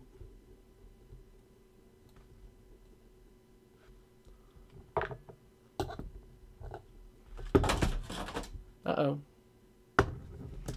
Moonman Mix said, I just "How dropped can something. I grow with flying drones?" Grow as a pilot? Simulator practice. So if you're into 3D flying, I'm going to have a sim practice set of tutorials coming up starting next weekend. So if you're interested in watching another live stream, I'm going to have a live stream of flying liftoff and the basics of getting into 3D mode. And on Thursday, I'll have a full tutorial on how to set up 3D mode on Betaflight and BL Heli. So if you're interested in 3D, that is the stuff to check out.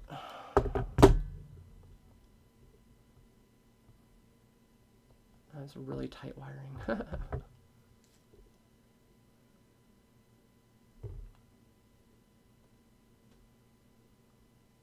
I probably should have not cut it so tight on this.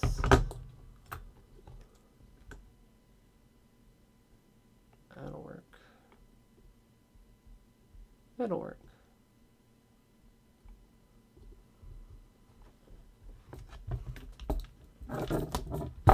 So on these wires, you probably don't have to cut them as close to the FC as I did. Actually, I highly recommend don't doing it as tight as I did. Moonman Mix said, "I need help learning how to fix drones." Actually, I might do a tutorial on the process of fixing a drone, like as in troubleshooting and going through everything one by one, and the common things that happen and seem to cause everyone problems. If you want to see that video, let me know, and I will start working on it and put it in the production pipeline.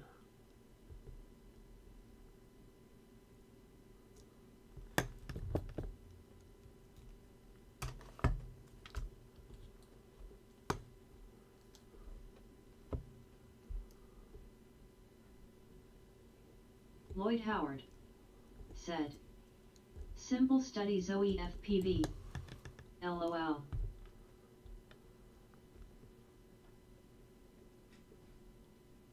That's the biggest thing. There's really not one method to fixing a drone, because on your setup you could have one of like any problem, right? Like it could be your video has issues. Okay, so what's causing that? Well, the antenna could be grounding out on the frame. You could have a capacitor issue at the video's dirty. Said, have bad antenna, "Yes, a bad Zoe, do wire. Please do that." Moonman Mix said, "Already broke 3 drones on my channel and I have no idea how to fix it." Yep. So I think that might be a new series I'll work on soon. I'll do one on like diagnosing and fixing like video issues, and then I'll do another on like diagnosing and fixing like motor problems, ESC issues, all that good stuff. 90% of the problems I see with newer pilots is in the build, not taking time to do it right. Moonman Mix. Well, it's not even that. It's like you crash and break I need something, to see that video also. and you're like, okay, I crashed. Motors. How do I fix it? Like, would you watch a video on how to change motors on a setup? Like, is that something people want to watch? Like, the very basics, like, okay, this is how to change motors. Okay, this is how we're going to swap out ESCs. Because if that's something people want, it's something I'd be happy to create. A very basic how-to series on drones. So it's one thing to learn how to build them. It's one thing to watch someone build them and do it yourself. It's another thing to actually, like, fix them when you actually break them and stuff goes wrong. Howard said, OMG Zoe, that would just be so great.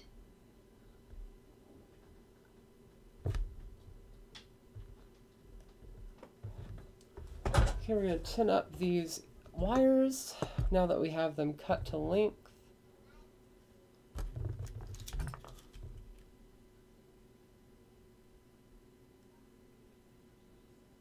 Sparky Josh said, yup.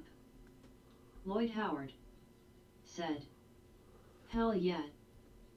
Okay, it sounds like we have a new series of stuff coming up. Skadoosh said, we just want to watch you, Zoe. Actually, I think I'm going to use that for my vlog series. Said, I'll do vlogs would on it that involve stuff. quad touching? Yes, lots of quad touching. Said, I am a RC drifter myself, so... Okay, now that we have all of our motor wires cut to length and tinned up, and our flight controller tinned up and ready to go, we're going to solder our signal wires to the KISS flight controller. Let's see if I can get in there and show you what's going on.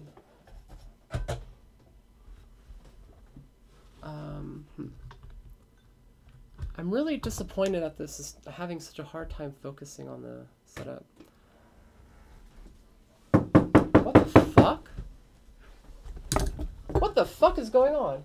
Who the fuck are you? This is the FAA. We need to check your papers. What fuck? What are you fucking talking about? This is the FAA. We need to check your papers. This is an unauthorized live stream. We need to check your papers. What the fuck are you talking about, dude? What? Your registration papers, miss. That's what I'm... Fucking dude. It's a live stream. What's going on here? What's going on here? Is this build below 300 feet? This is 400 feet, I mean. Jeez. This is a build. I'm not even flying. How much does this weigh? How much does this weigh right here? This is 250 grams, bro. You can't do anything on this. You've been fined. No! What the hell? Next time, have your paperwork in order, miss. What the shit? Okay, well that just happened. Okay. Moving on with the build. I guess. Okay. Still kind of like, did that just happen? I think that just happened. Like, yeah, okay. Well, then moving on.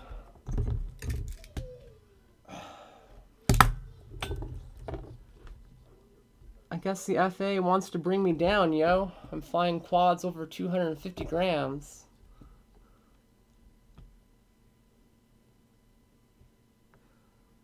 I'm just, like, surprised that happened.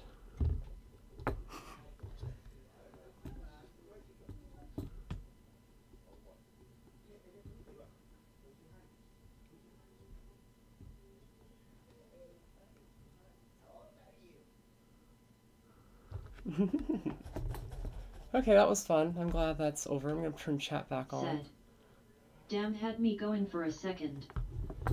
Skadoosh said, good way to get shot in my hood. Josh. FA shows up and Skadoosh is like, screw that shit! Blah, blah, blah. Unlock my doors. Lloyd Howard said, LOL, word up, man. Sparky Josh said, fight the man.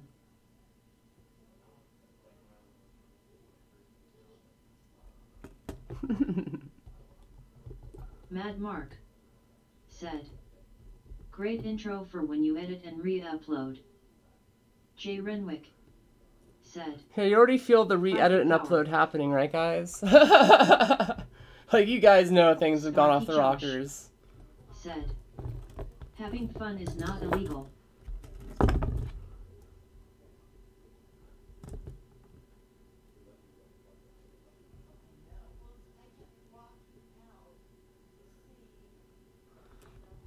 this is going pretty quickly now that I have everything tinned up and soldered.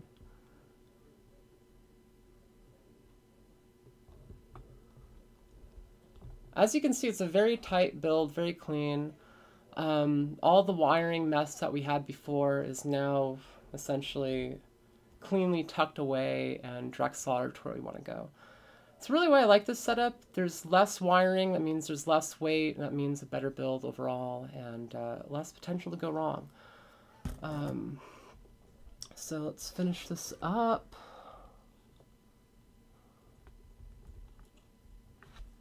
Clean the tip of that. Thank you all for joining me today. I know the stream's a little bit relaxed and whatnot, but I am quite enjoying it, even if I only have like 30 people watching. Only. Like, if you guys were in my room right now, it'd be way too many people. So I gotta say thank you all for joining me. If you haven't yet, hit that like button, subscribe, comment, all those good things you do. Seriously though, the battle lies ahead with Google and Amazon. Oh, everyone's having buffering issues. Okay, so No, I think I it's the will buffer definitely wheel be re-uploading this. So now that we have that figured out, I'm going to, now that I know I'm gonna be re-editing this, I'm gonna be doing a couple like retakes. So now that we have the flight controller all soldered together and ready to go, and essentially our drone more or less built out, this is basically a setup. All we have to do now is add the receiver and add our camera and VTX. Now the camera and VTX that we have on this build, the Immersion RC VTX already has a wiring harness that has a camera connection already to go on this. I want to double check if you're putting this together with a different camera, double check that the wiring is right for your harness. You might have to pop out some of those pins and replace them on your build. On mine, I believe I didn't have to do that, although I'm going to double check that right now. The first thing we really need to put in place, though, is going to be the receiver. So on my receiver, I popped off the antennas, rerouted them up, and then I soldered on some wiring for the power, ground, and signal. That's really going to be connected directly up to our FC. And on that note, I want to say that we connect it directly to here, but I'm not 100% sure. I'm going to double check. I'm 99% sure we connected up on this side of the FC. So I'm pretty sure we have to connect it up to these 3 wires in the middle there, but I'm going to double check. I'm just double checking here.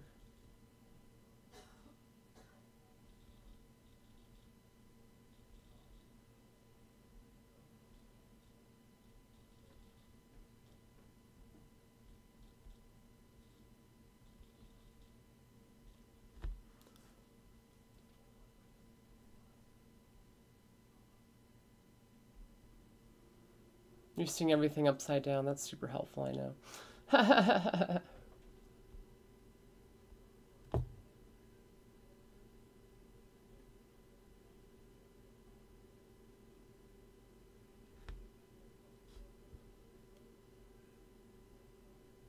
Okay, so that is where our receiver is connected to.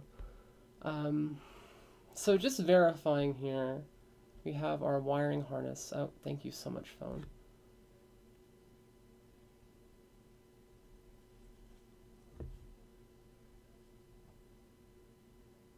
So that is indeed our signal to our receiver.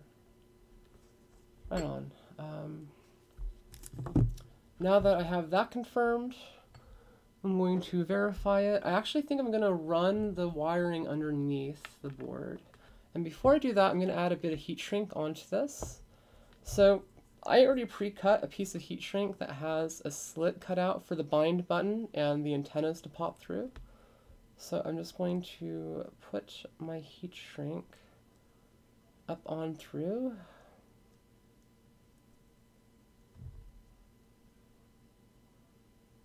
Just like that.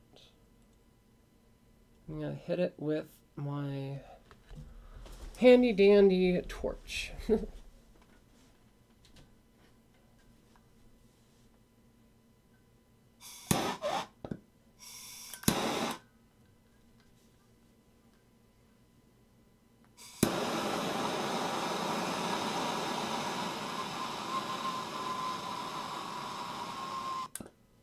Okie dokie. So it doesn't protect all of the receiver, but protects most of it. So that's our heat shrink out. Realistically, we just want to protect the bottom of the receiver so it doesn't contact the carbon fiber and short out, which this does. So now that we've gotten to this part of the frame, actually we should probably attach our standoffs to it and start putting together the rest of this magical little beast. So there's a bit of a trick to this. Because I'm using the 2010 motors, it's a bit taller than the rest of the frame. So this frame was designed for a much shorter motor stator, and that throws the center of gravity off on this setup that I'm using. So I'm going to show you a trick to adjust the CG of the frame. So you can basically get it perfected for your setup, depending on whatever motors you want to use. I don't know if it's a trick so much as just a little life hack.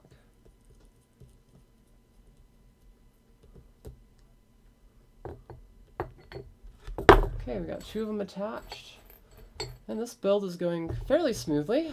I mean, actually really smoothly. Besides all the technical hiccups and the FAA popping in and trying to serve me papers, what the hell. It's gone smoothly.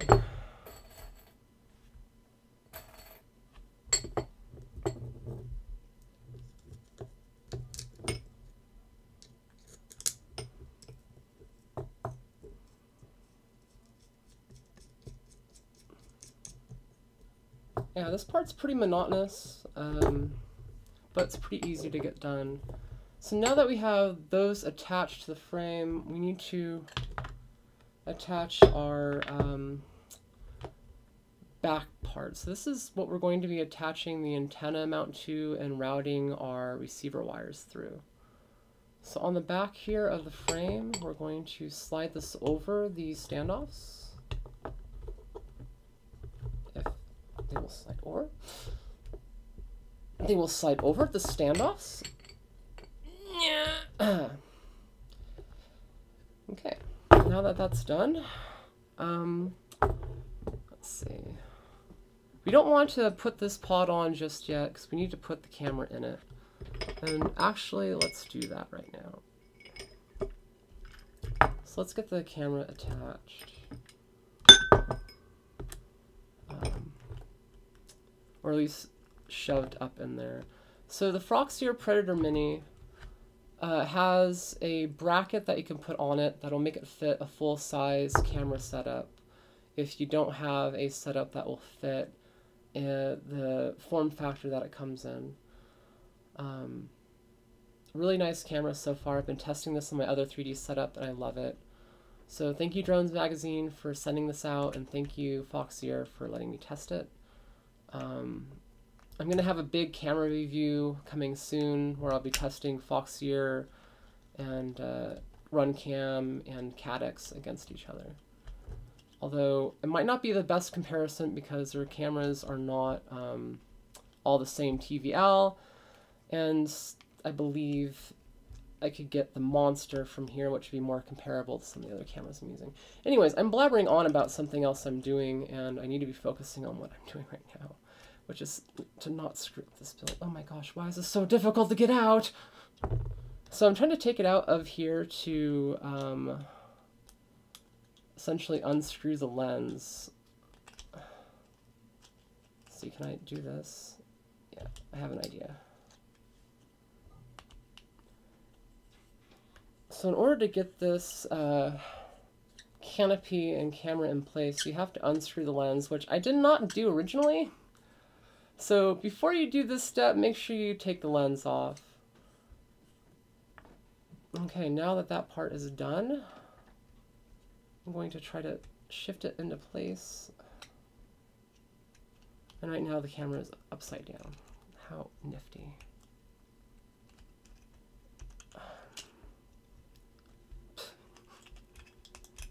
Watch a pro drone pilot fuss around with a camera and not be able to get it in.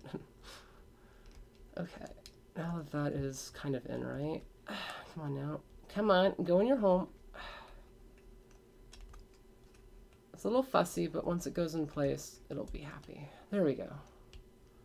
So now that we have the camera essentially up and seated into the pod, see it's got the screw holes on the side there, it's up in there, and now we can reattach the lens. And the lens helps secure the camera in place, actually.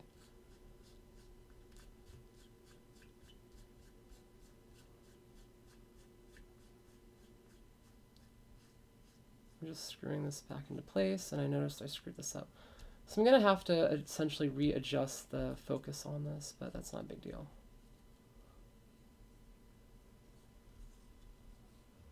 Okay, now that we have our camera in place, we are going to attach the whole assembly onto the frame.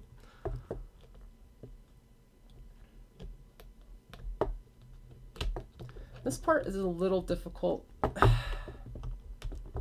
you have this like tab underneath that wants to get in the way, and you have to put that over the frame in order to get to it. But again, with TPU, everything is really flexible and you can get away with a lot. Cool. So now that we have that over the frame, as you can see, it's a very tight build. We don't have a lot of space in the back there for the rest of our equipment. And we don't have a lot of space up front. I mean, if you look how tight those wires are, they're shoved between the PDB and the camera mount. So again, that's why we took all that time to make sure all these motor wires were the perfect length. But right on. So going forward, you can now mount our receiver to the flight controller. So I'm going to run these wires underneath. So the reason I'm doing this is that I'm going to put the wiring for the camera up above the flight controller, which gets a little bit away from the PDB and reduces the chances of introducing noise into the camera signal feed. Like just having a wire resting up against a really noisy PDB can sometimes be enough to cause it issues. Okay, why is this being such a hard thing to do? Yeah, this is pretty much the perfection build for me. I spend a lot of time getting these ones to be tight, and while this build is easy to work on and it's not overly complicated, it's very tight, and that itself makes it a little more difficult to play with. Just getting the wires and fishing them up. Okay. Now that we have our wiring back here, which we now run up to the front, so we're going to cut this down to the very size that we need and essentially hide the wiring for a receiver underneath the flight controller.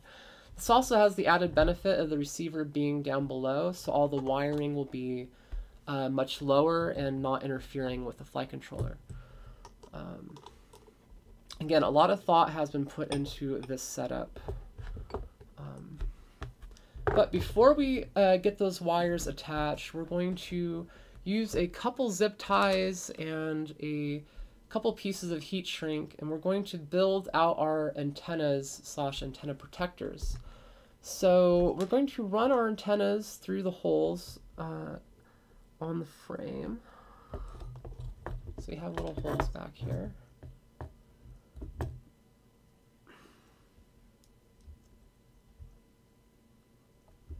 Now, since I've been flying this frame, I have yet to have any of my antennas break off or have issues, which is unique. I generally have problems with antennas breaking off if they're out from the frame like this, especially when they're close to the motors.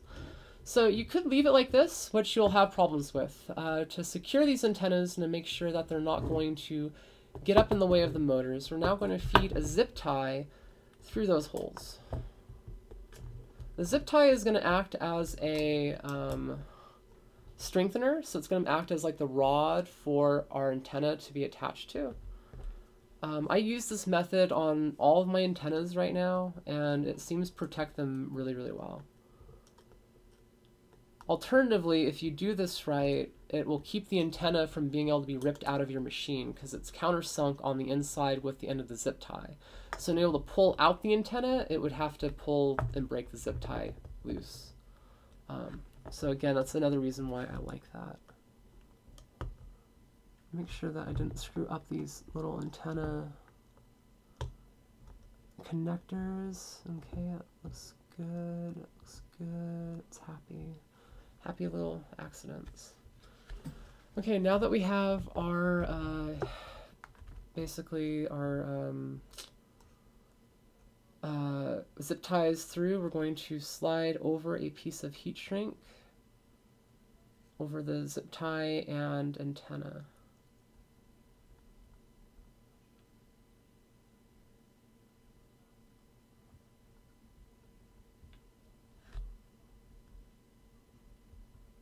And try to seat it up in the hole. There's a little bit of a hole here, but yeah. So now that we have this one antenna in, you can see how it's mounted. And this adds a lot of rigidity to the antenna and makes it much harder to accidentally break. I don't know how common this setup is to do, but this is how I do it on all of my antennas. I know some people get essentially what's like an antenna sleeve that's like really hard plastic. You can do that. That being said, I don't have any stores local to me that carry it, and I can buy zip ties and heat shrink down at my local Ace Hardware.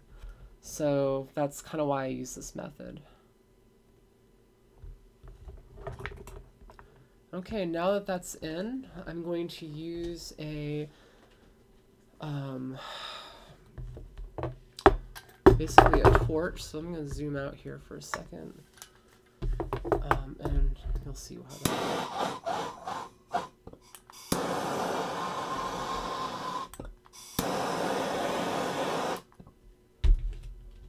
just hit it with the torch. This is when it's cooling down, you need to shape the antennas. So if you want the antennas to point a little bit downwards from out, kind of get the shape where you want them to be. And it should retain its shape as it cools down.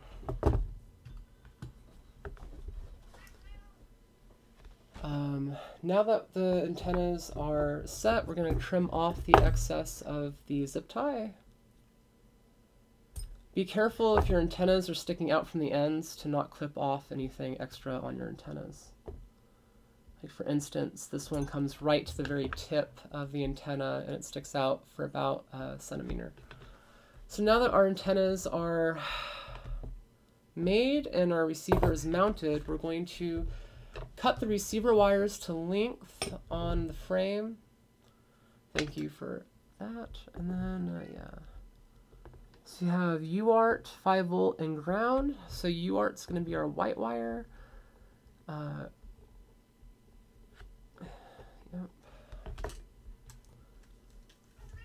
This is going to be a very, very clean setup.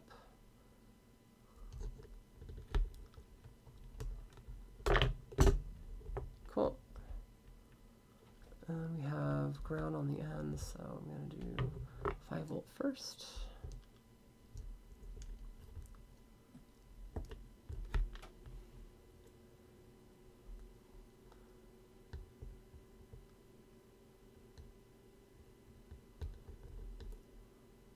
Again, you want to leave a good extra about 5 to 10 millimeters on the wire length so you can actually solder them in place. On this build, it's really tight. Like, it's extremely tight. I'm going to actually have to use tweezers, I think, to hold these in place while I do it. But lately, I've gotten more and more accustomed to working with tweezers to make really tight builds.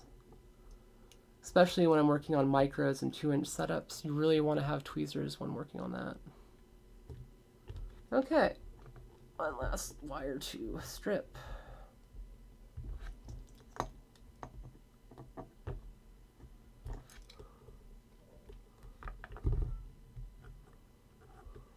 Okay.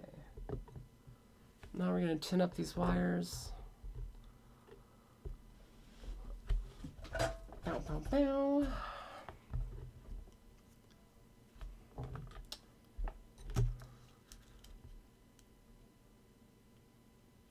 Oh, soldering iron's heating back up. Yeah, so this build is almost done. After we get the receiver soldered in, we're going to mount our VTX and solder it up. Thankfully, our VTX has direct power in, so we can have direct voltage off the PDB. And I think we're going to end up using the connections right there for it. So, yeah. A dab of solder will do you.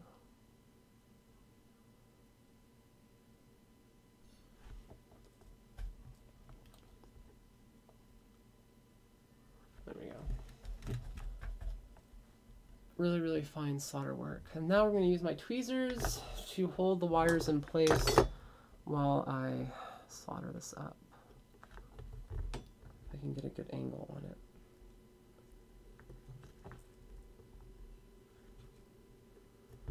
If I can get a good angle on it.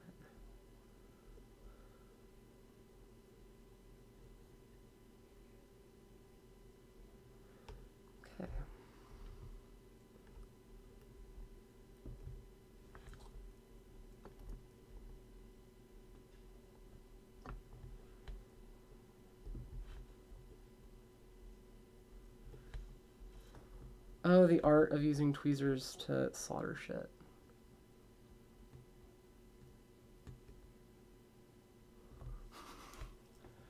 Not for everybody, not for the faint of heart. I mean, if you're doing this at home and you don't want to use tweezers, just add a little bit of extra length. It's not that big of a deal.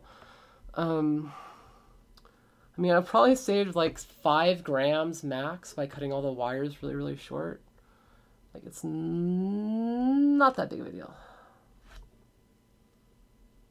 It's just clean. It's just very clean. I have people that watch my streams. They're like, Zoe, why is your build meh, meh, meh, meh, meh, meh, meh?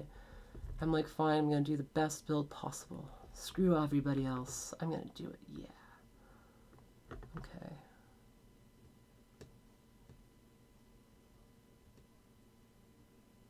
Ta-da! I want to add a little bit of solder to that.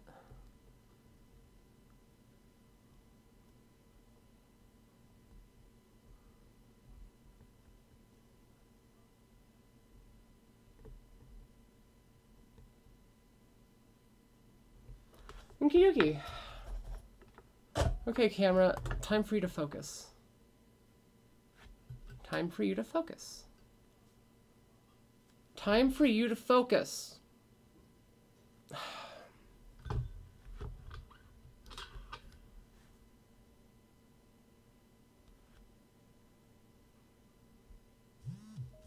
There.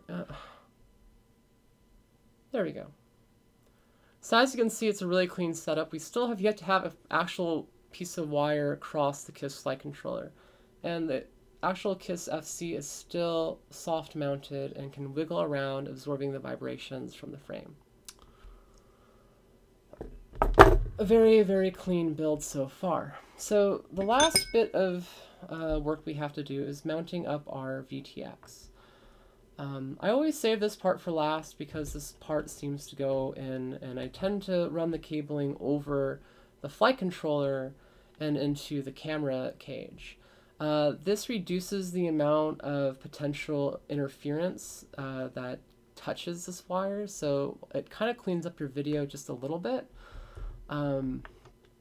Yeah, and it's a very tight build, so you have a lot of wiring really close together, and it's best to try to isolate it as much as possible. So I try to think of it like this. Underneath the flight controller is the dirty section. It's where all the power can be as raw as possible. And then above the flight controller is where I have the clean section for wiring. That's where I have the wiring that's filtered and stuff. So yeah, that's just a bit of a personal note. I don't know if it's going to make a big difference for you if you're building it, but that's just what I do. So we're going to need to mount this. First we need to solder this in, actually. And this is the fun part. So depending on how you built your flight controller, you have a few options. So you can either try to pop the hit the pads on the side here, and run the wiring underneath the FC, which is the cleanest. You can also tap the ESC pads there and get voltage out for the camera. Those are both valid options, and it's a lot easier than pulling off the flight controller and getting underneath to the pads underneath there. So what I think I'm going to do is actually hit these two side pads here for power on the VTX. So to do that, I'm going to have to route the wiring underneath the flight controller. So fun. Okay, I see what the issue is here. I'm gonna use some tweezers. See if I can get you a shot of what I'm doing.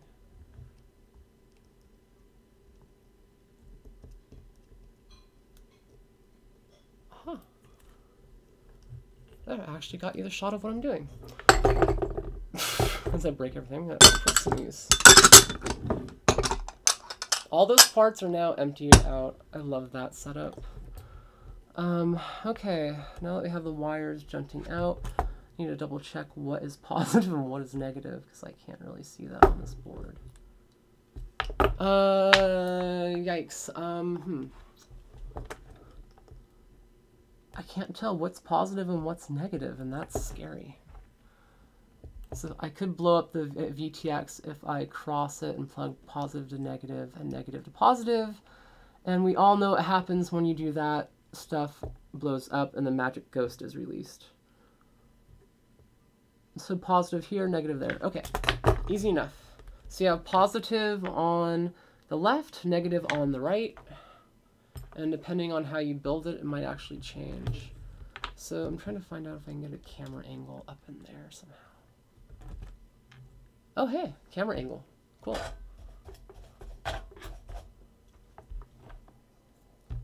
Sometimes the camera works, sometimes it doesn't. I don't know how to explain it. Like, it just... Yeah, every setup has its advantages and disadvantages. So positive set on the right here, negative on that side. So I think I'm going to do negative first.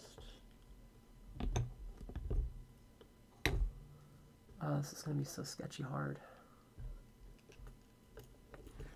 Actually, no, wait. I have an idea. I has ideas. I don't know if it's a good idea, but it is an idea.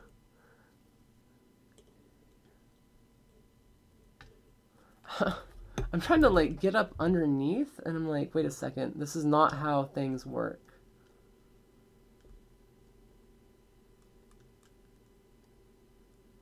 No, I am not a master of tweezers yet. Although I feel like I will be in a couple months after I do like 5 more of these builds like this. I'm literally about to just pop the flight controller off and do it that way. The old-fashioned way. Oh wait, no. Wait. Wire, go where I want you to go.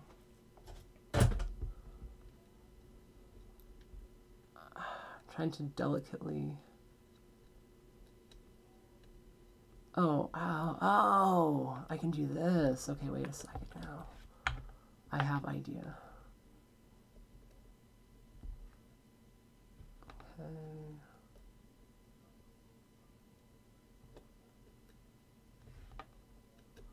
Oh, that was working. So on this PDB, there's a groove, and I'm putting the wire in the groove and then pulling the wire up to the pad. So it's hard to see. Actually, you can see it. But I have the ground wire just barely on the pad, and now I can hit it with some solder and get it in there. Yeah, I don't like telemetry. I don't know. Like, I don't need amp reading and all that. And I'm not using an OSD, so the telemetry doesn't really do me a lot of good. Let's see, let's tap that.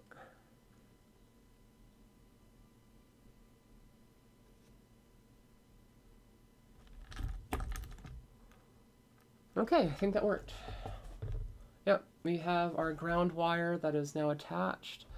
Now to try to do the same thing with the positive wire, and we'll be in business.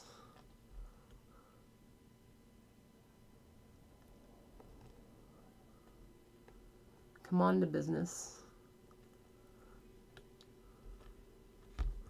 It's like now that I have the other wire in, it doesn't want me to, it's harder to line up this other wire. There we go.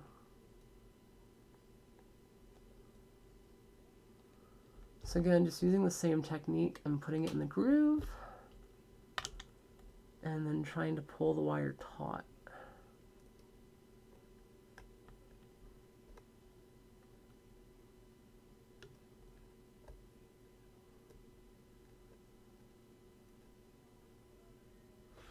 Okay. No, it's probably not the best method of doing it, but you can see I've got the wire where I need it to be if the camera focuses. Yeah. So I'm just going to hit the wire with a little bit of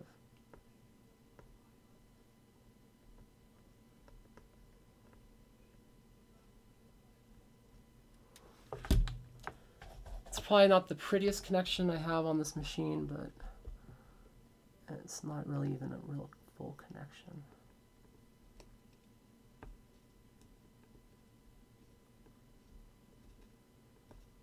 This is the one connection where I should really have it soldered in place right, because I don't want this to be coming loose mid-flight.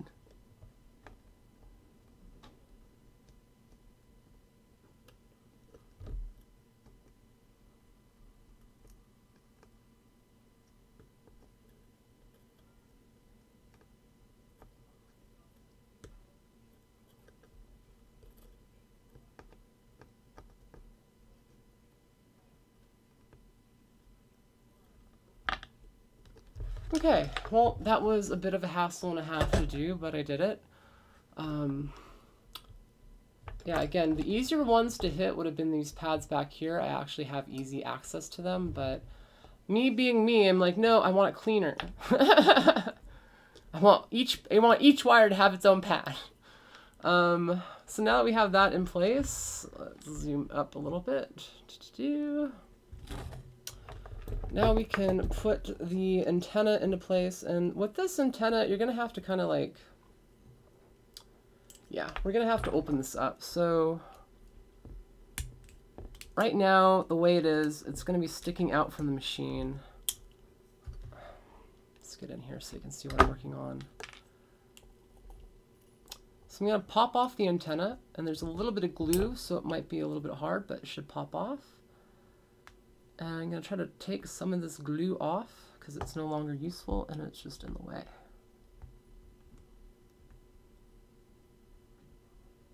And you'll understand what I'm doing here in a second. I'm essentially going to curl up the antenna and get it out of the way of the frame and essentially make it so it shouldn't move around when it's in the frame. You'll see what I'm doing here in just a second. After I move this really, really sticky glue. This yellow glue.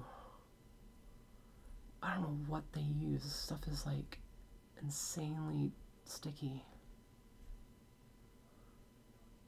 I'm just trying to remove it around the connector so I can pop it back on without anything getting in the way. Okay, so now that we have that, I'm going to put the connector back on, but instead of it going out this way, essentially instead of it going out this way, I'm going to have it coming in that way. So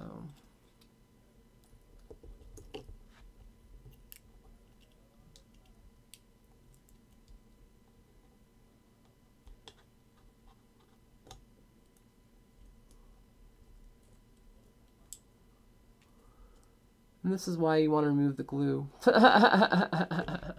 It's in the way. So I'm going to take my pliers here and just start going at it. Trying really hard not to bend this connector and break it.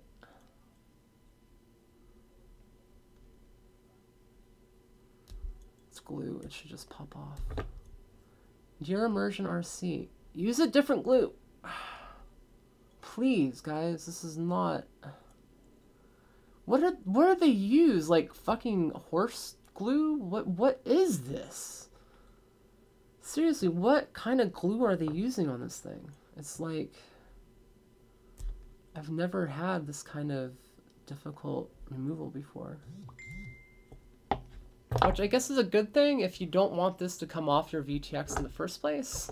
I mean, that's the idea, is to keep this all in the machine. So I guess in a lot of ways, it's a good thing. But for serviceability and stuff, it is a bit of a pain in the butt.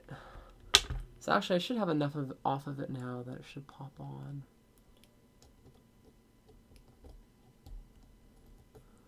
Yep. Now that we have our connector on and in place, we're going to run our camera wire up to the front. And again, this is where it's going to go over the FC. And then this should fit right here, just like so. And then curling the antenna up around, it will be like that. So now we're going to pop off the end of our antenna and mount it. This part is a bit tedious, especially if you have already gotten everything inside of it.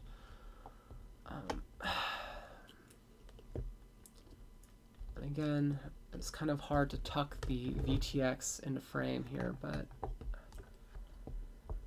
essentially this is how it's being held together. Yeah, I did not like that movement. Cannot blame it. Trying to...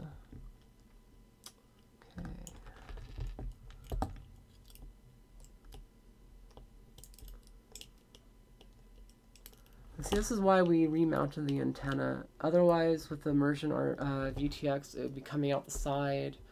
And while you could have it coming out the side and reroute it back in, this is a cleaner setup on that. So now let me add in the grips.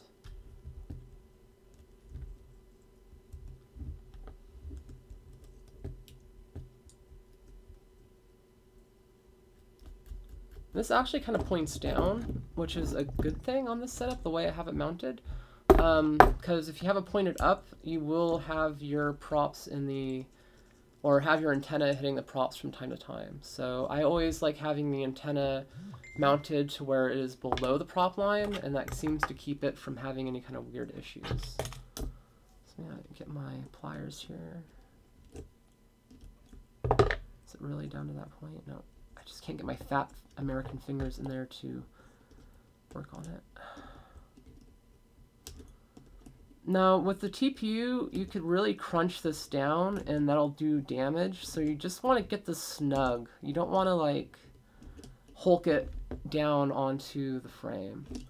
If you hulk it down on the frame, you will ruin this. So just keep in mind, TPU is not indestructible, especially to forces like this. And another thing you want to keep from happening is having this back nut twist, because you could break off the internal connection and not realize it.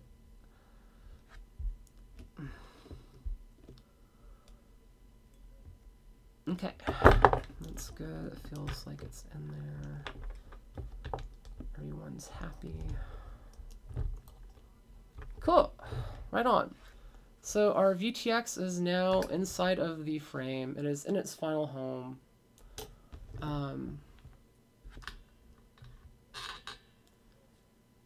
As you can see, it's a very, very tight build. Like, there's not a lot of extra room on this setup. And that makes it very difficult to build at times. But if you take your time and you follow the video, you shouldn't have too much of a hard time getting it to work right.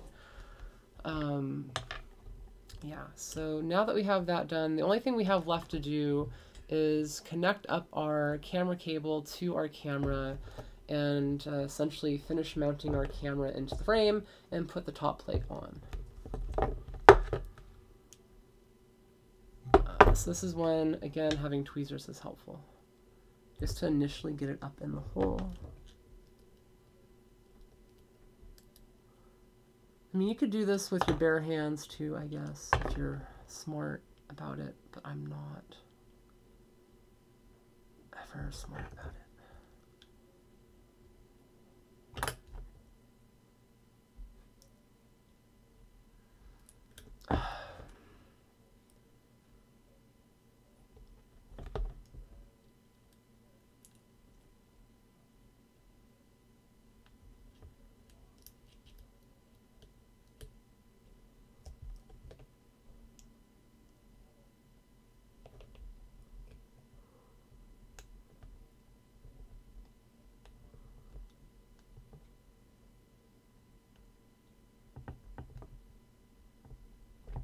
Okay, now that I've fiddled around with that and made myself look stupid and silent for 5 seconds, I'm going to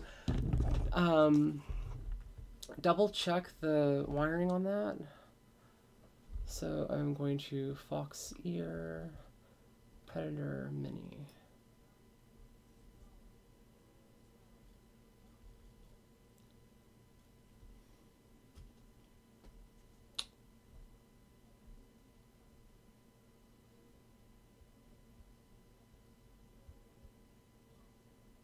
Actually, I know what I can. No, I can't even do that. Yeah, no, I can do that.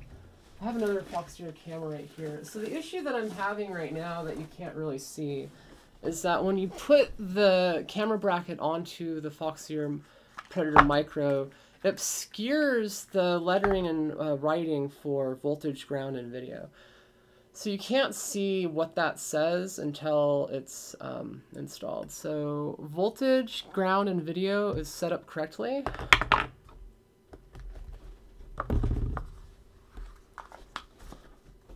And we're good to go. So right on. Now we have just the top plate to add, and my leg is cramping up, so I'm going to stand up for a minute.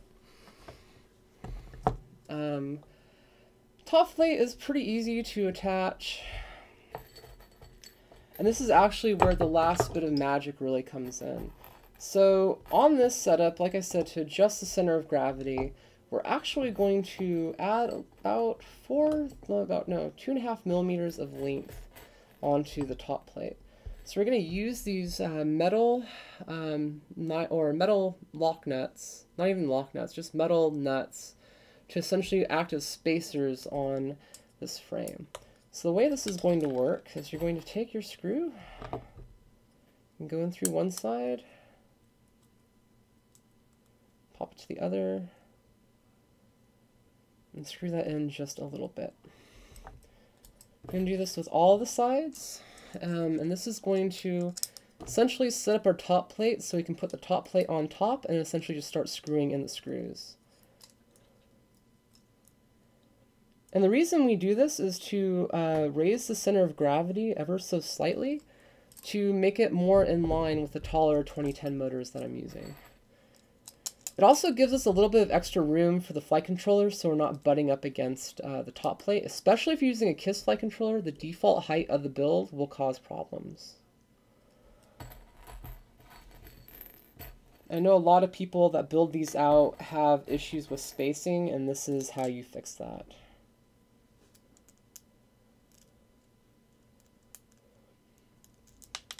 Even my tightest build still will not work because the KISS flight controller sticks up just a little bit too much. Okay, now that we have our now that we have that in place, we're going to put it onto the top here. We're going to start lining up our screws.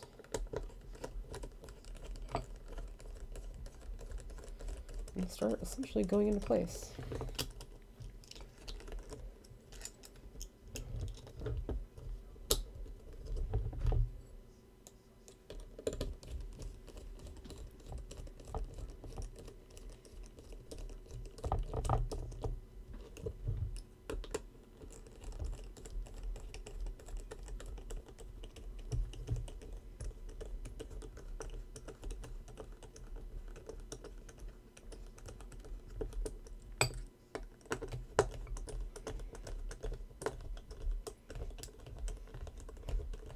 Now, when you're tightening these up, you might have to tighten up the screws on the bottom, as you will have stuff turning and it won't always sink in correctly. You can also apply a little bit more force on top. Sometimes that will help. But it's a play between getting everything to fit.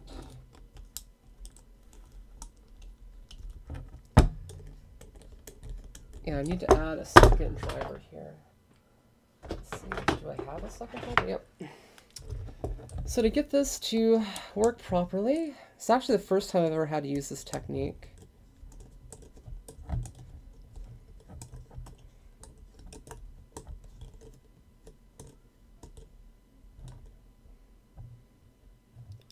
So you have the double-sided action going on here. 2 drivers, 1 drone.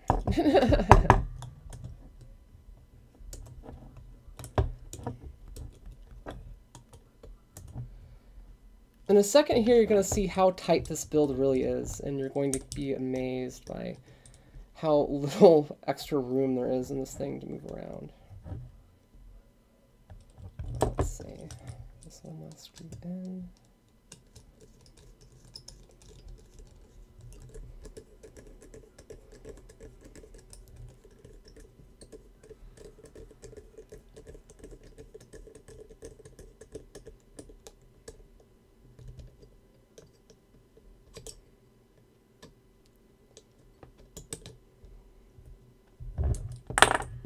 How tight is your quad? Huh? See, look at that. So the flight controller can still wiggle around. Yeah, see, FC can still wiggle around as needed. And we have literally about 1 millimeter of clearance between the FC and the top plate. Look how tight that is. Again, like I said, this is a really tight build. If you're not using the little spacing technique that I just did, you cannot fit a KISS FC in here and PDB. But yeah, look at that. So nice, really, really, really, really tight build. Can't believe it's done.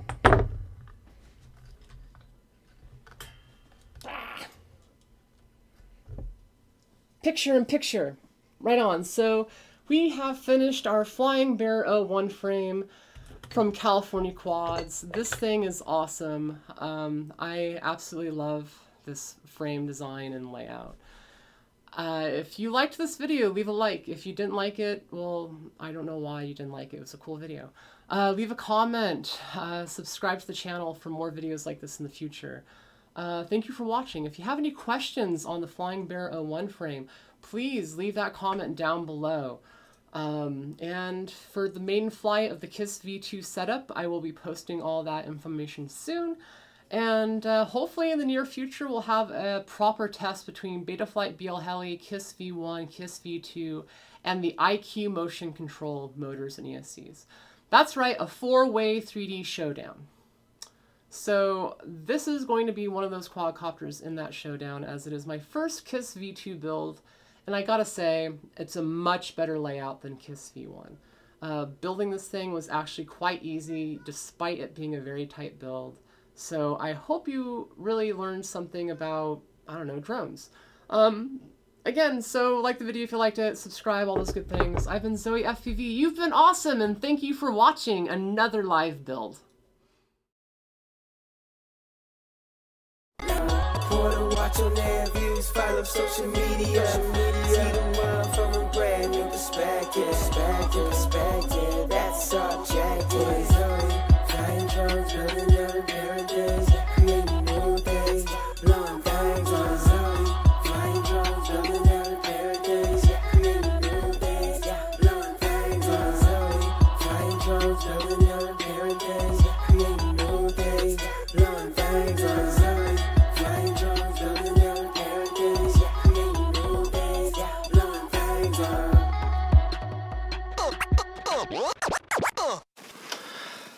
then, if you want to support more content like this from the Flying Wookiee, please leave a like, comment down below, subscribe to the channel, follow my videos on Airviews, become my patron on Patreon, join the conversation on Discord, and as always, I've been Zoe FPV. Thank you for watching. Tune in next time.